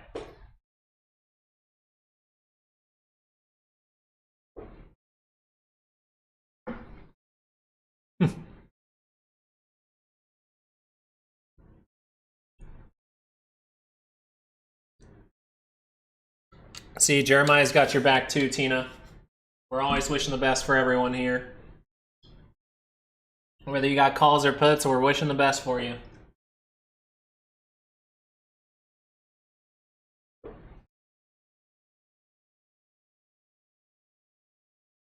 Uh-oh. Uh-oh.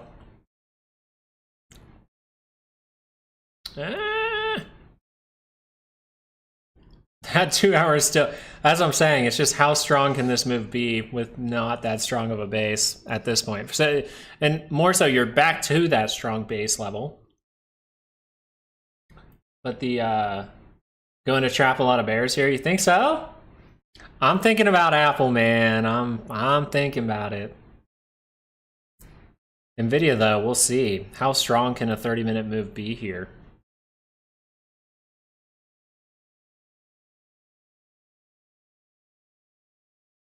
I mean, you have some kind of signal saying this could be a little bit stronger. You just don't want to get rejected here. You want to see that go boom. You want this to be pretty strong. Thoughts on the GME mini pop? Did it curl up the 30-minute? I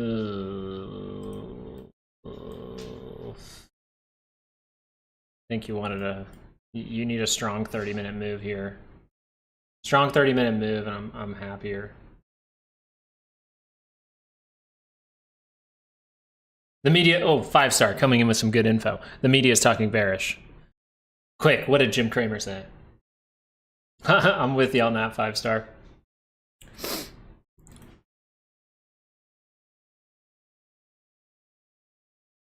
Pretty good, though. Can that go positive? You're starting to cross the center line on the RSI. That's a good sign.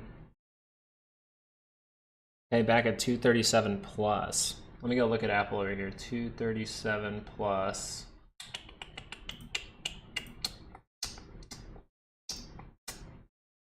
I mean, I'd probably need to see. The thing is, I need to judge if this is going to reject. We need to see what it looks like at 240 to 242. 240 to 243. Right in there, if you can bust through that little area for Apple, I'm not too upset with it. You're at a monthly expected move pretty early on in the month here. But I just think 237 would be great to take back for the day.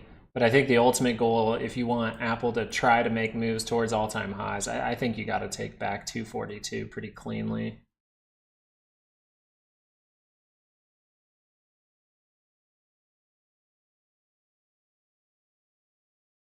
You know what I'm like? Does that make sense, Andrew? I stopped myself from saying it. Did you guys like that? Yeah, you did. So yeah, from Apple, I think there's just more work to be done there. That was a pretty steep drop. I mean, in a 2-hour bar, you dropped 3.64%. So I want to see some good strength, and I'm looking at where that breakdown is, and I think I'm finding 242. If you can hold above that, that's what I would like.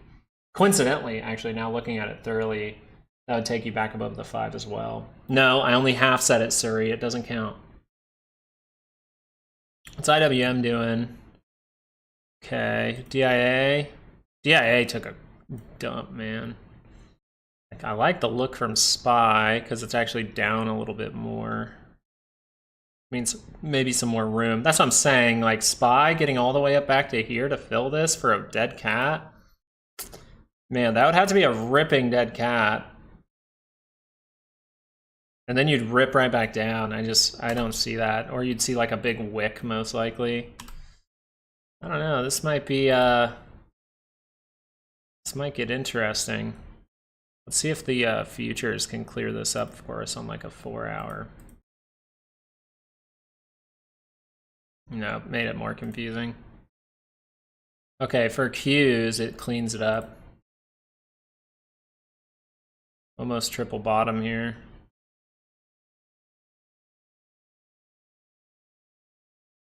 Where is this point on the chart? No, that's not the point. This is the point, and we violated the hell out of that. It still could be a continuation form here.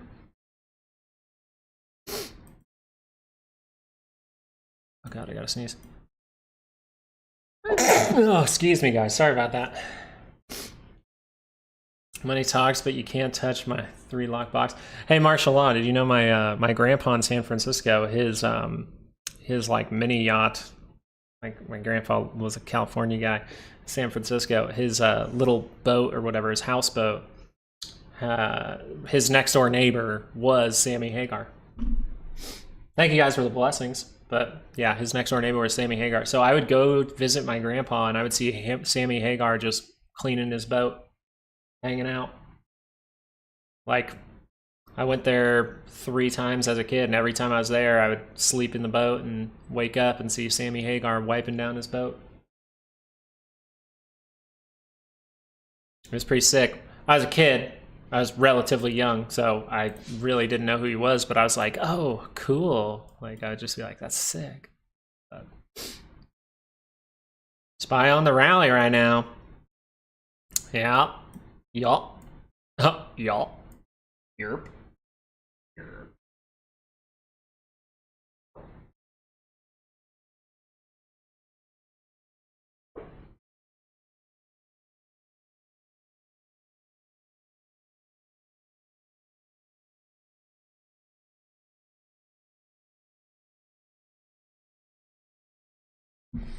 You think 584? Well, we would lean towards 585. That was the big put wall for SPY.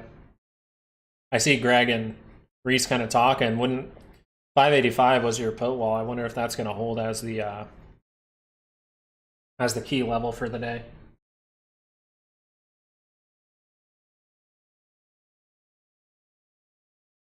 Yeah, Andrew, Apple is the stock that's known to do that, right?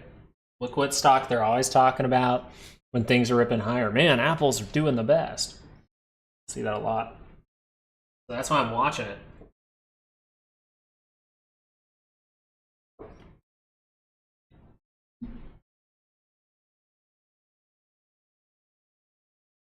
If it's quick, 585 would be the level. Yeah.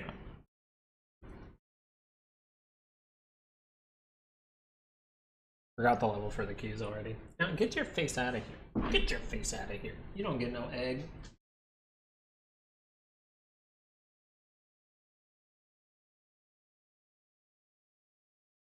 Yeah. I mean, a snap to 585 would be kind of crazy with how today's behaved.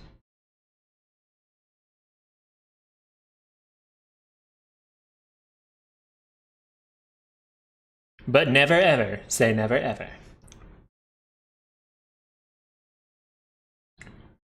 LLY added again. Let's go look at something different for a sec. And then actually, I do want to look at GME. I'm sorry to kind of switch there on you for a second, but I got to see if this 30 minutes able to. Yo.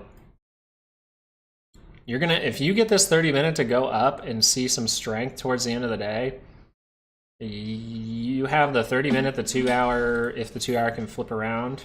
If the 30 minute and 2 hour and the daily can be positive today, that'd be huge. Right now, daily positive, 30 minute trying to go positive, 2 hour negative.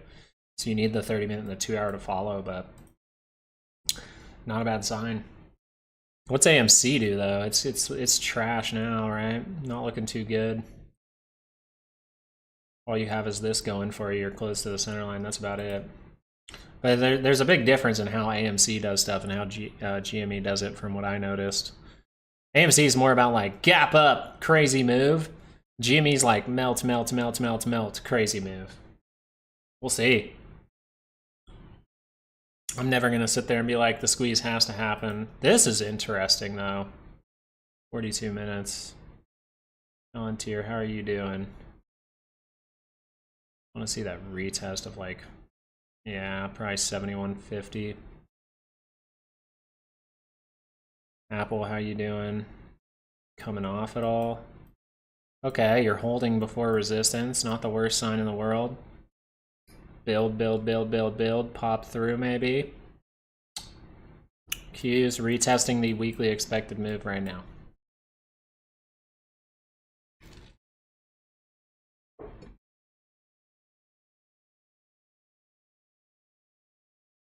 Yeah, money goes a longer way there, right? The manipulation takes money to do it, but I could see what you're saying, Reese. I'm happy. I have all my day trades available just in case. That's good. You're prepared, martial law. Starting to be prepared more often, I see, martial law. I like that.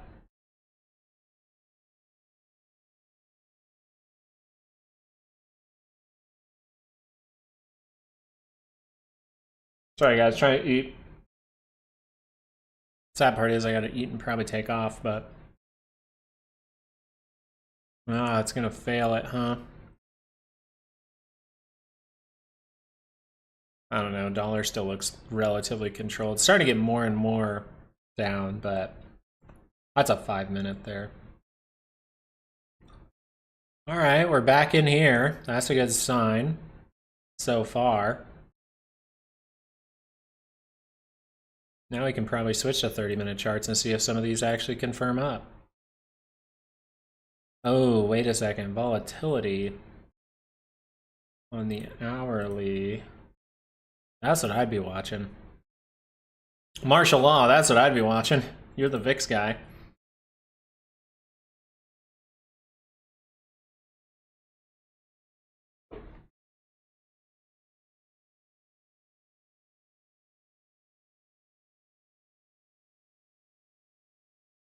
Exactly, Sid. That's why I was kind of stating, like, it doesn't have a great base on the shorter time frames, I would say. So you got to be aware if this thing wants to make a base here or not, or just continue that downtrend.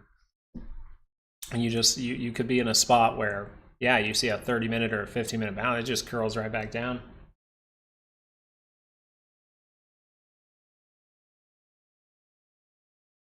But this is why I'm interested. Like, Apple really gave it up. Like, it even gave it up 236.36. That's kind of crazy to me. Came down directly to a monthly and sees some buying pressure. It's just interesting to me. Apple's like getting its bounce before everything else. Now it looks like it's at the same time, but Apple really started it off. Actually, if you really want to talk about it, I guess it was Meta. Meta with the wick. Look at that. Look at that. Not bad. I feel like that's just kind of been sitting there, though.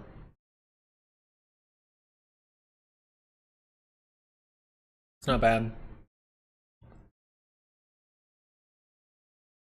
Man, but you want to see a good move, remember this. But since the videos, we're about to hop off here, I got to go get milkies and stuff, but this is hopping off. You still have the divergence here. I wonder if you put extended, too, if that looks a little bit better.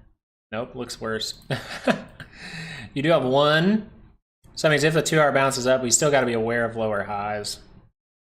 Even if that rips, we still have to be aware of lower highs, unfortunately. But that divergence is where? Closer to the center line, so that can push you through. Right as people get real bearish, but you got a lot of work to be done before all that. You got to get through here. You got to not see, if this does turn down, you got to hope that's a higher low. There's a lot. No reasons, I think, to take a trade just yet, especially with the weekend coming,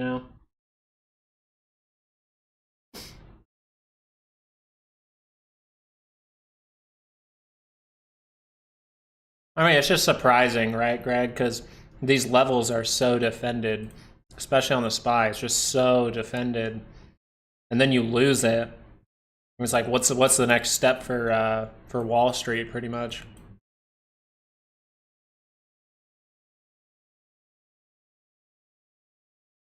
Which way are you talking about, Short Fridays? Any signs of reversal on Meta? Like which way, Braden? You guys gotta give me a direction. We talk both ways, so. This channel is buy. Down? No, there's nothing to suggest that's down. You can be aware of weakness for Meta, right? So how you're aware of weakness, sorry for the smacking in the mic, but the how you're aware of weakness is you just say, relatively, you could say this is, this is why I'm excited for this, is because it's actually holding. It's not getting one of these wicks, and it's actually like, hey, that could violate something that's going on here. It's not very easy to see, that's why I'm not going to draw it out specifically, but the weakness you're aware of is just, hey, where's the 30-minute really close to the center line? That crosses down bad. That's it, right? Do you see that, Braden? How it's just very simply, hey, if that indicator that says the 30-minute is going up starts to turn down right here, that's bad.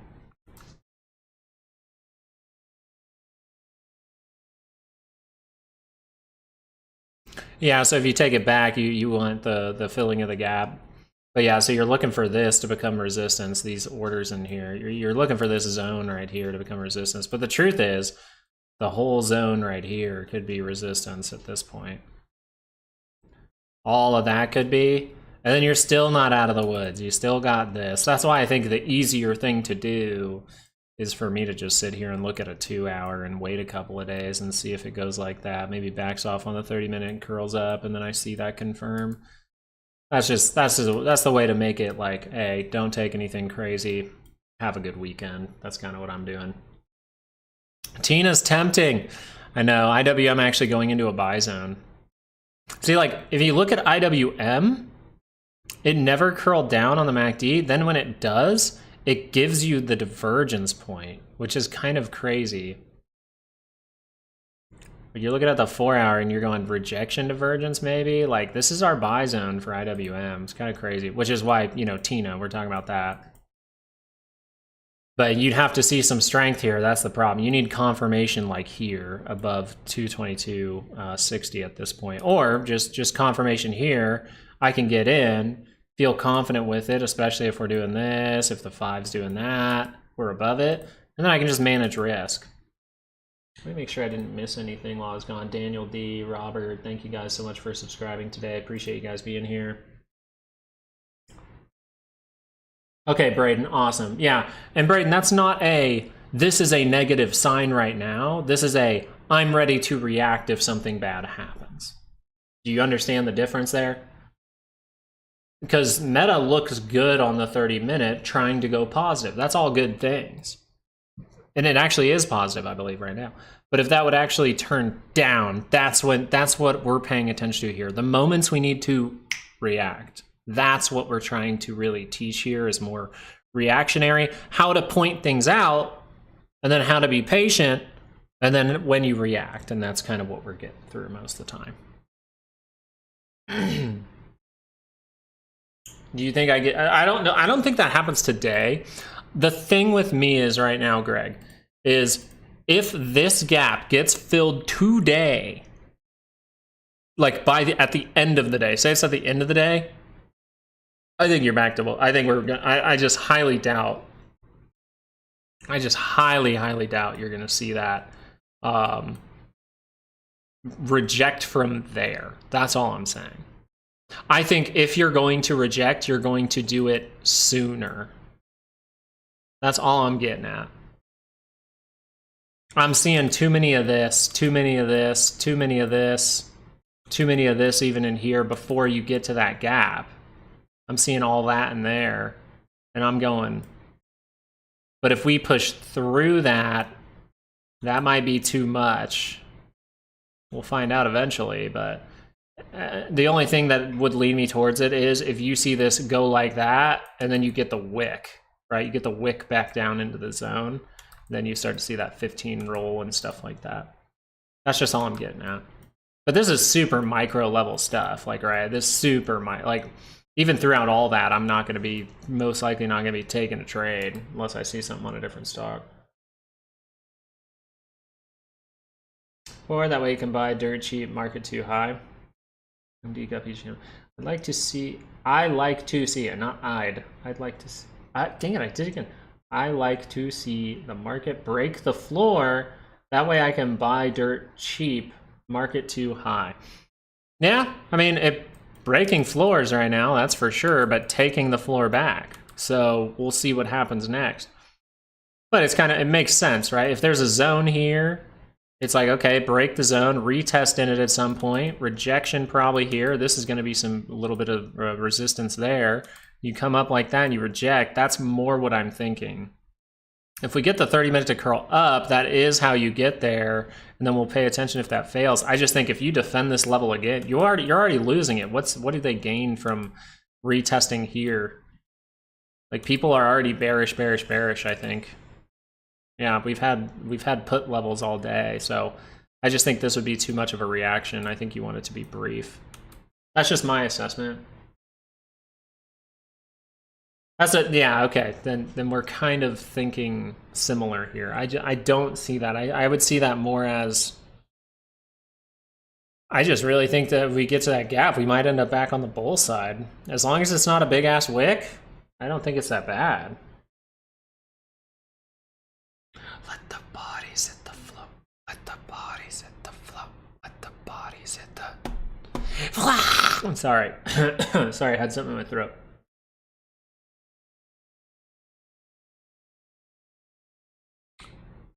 I've been showing my daughter tunes at night that she hasn't heard. I played her like 311, Red Hot Chili Peppers.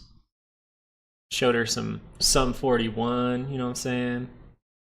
That time I meant to say it. That one doesn't count. Okay, Suri?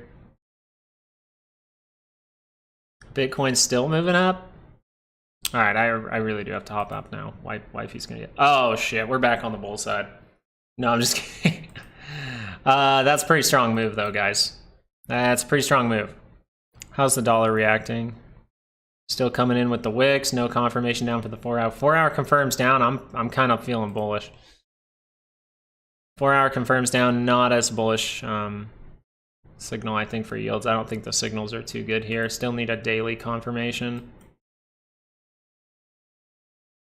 I don't know, man. Bitcoin's ripping. Yeah, I don't think you see a lot of retests from Bitcoin like that. At least if the 4 hour is going to go positive here. I guess this would be the retest right here, right? You can even probably retest all the way up to 90. What do we say? 97.6. So yeah, it could still be retest. Actually, got too excited too fast. Kendrick Lamar.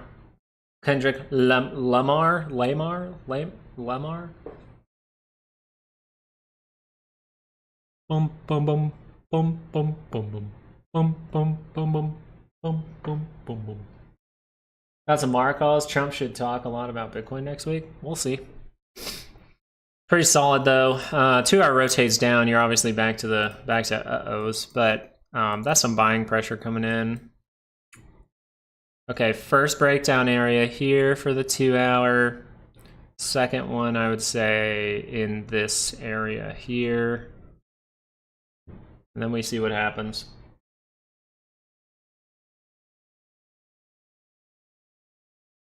Yeah, that's gonna make small caps really unhappy. But here's the thing: I see a reversal signal for small caps. I genuinely do. Like, I know that's kind of crazy, but you kind of have it on IWM. It's just it's a 2 hour, so it's going to take a lot of time, and you got to know how to manage risk. This could easily just be a, hey, retest these levels and fall, right? So I'm not eager to get into anything just yet. I might have to wait until I see data on Tuesday or data on Wednesday. I might be patient for a while here. I just had a great trade with the Qs, right? So am I going to try to overtrade in here, try to overtrade here? No, I'm going to wait for signals. 2 hour confirms up, see a 30-minute pullback, 2 positions maybe, call it good. Took back the weekly though. Good sign. When VIX crushes, hasn't even curled down on the 30-minute yet. Q's back in, SPY struggling to get back in.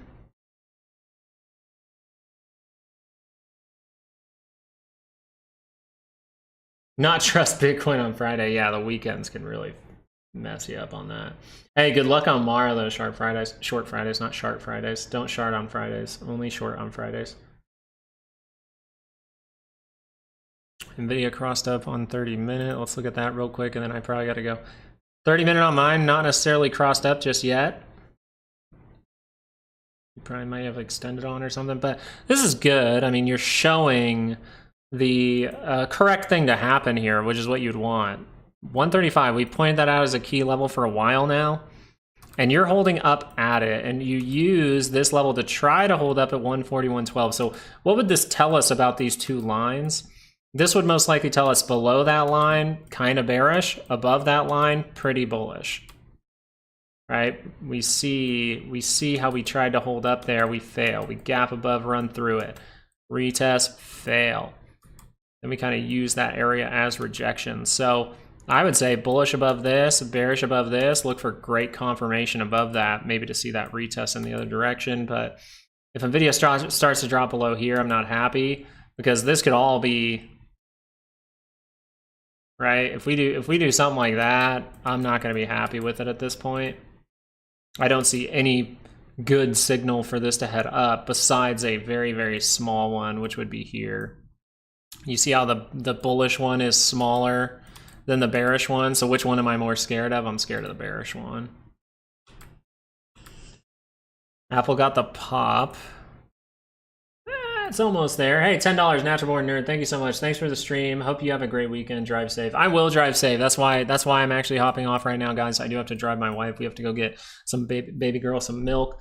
But I do appreciate you guys being here. Thank you so much for the $10. Their first super on the live stream. Can we give it up for Natural Born Nerd for their first super on the live stream? Fantastic, and thank you so much.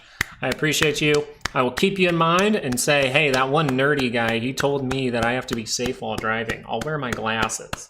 Thank you guys so much.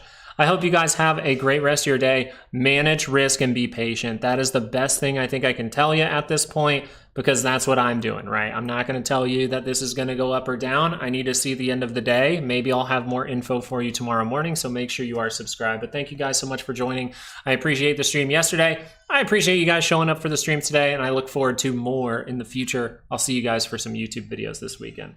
Have a great, great weekend, okay? Peace out, guys.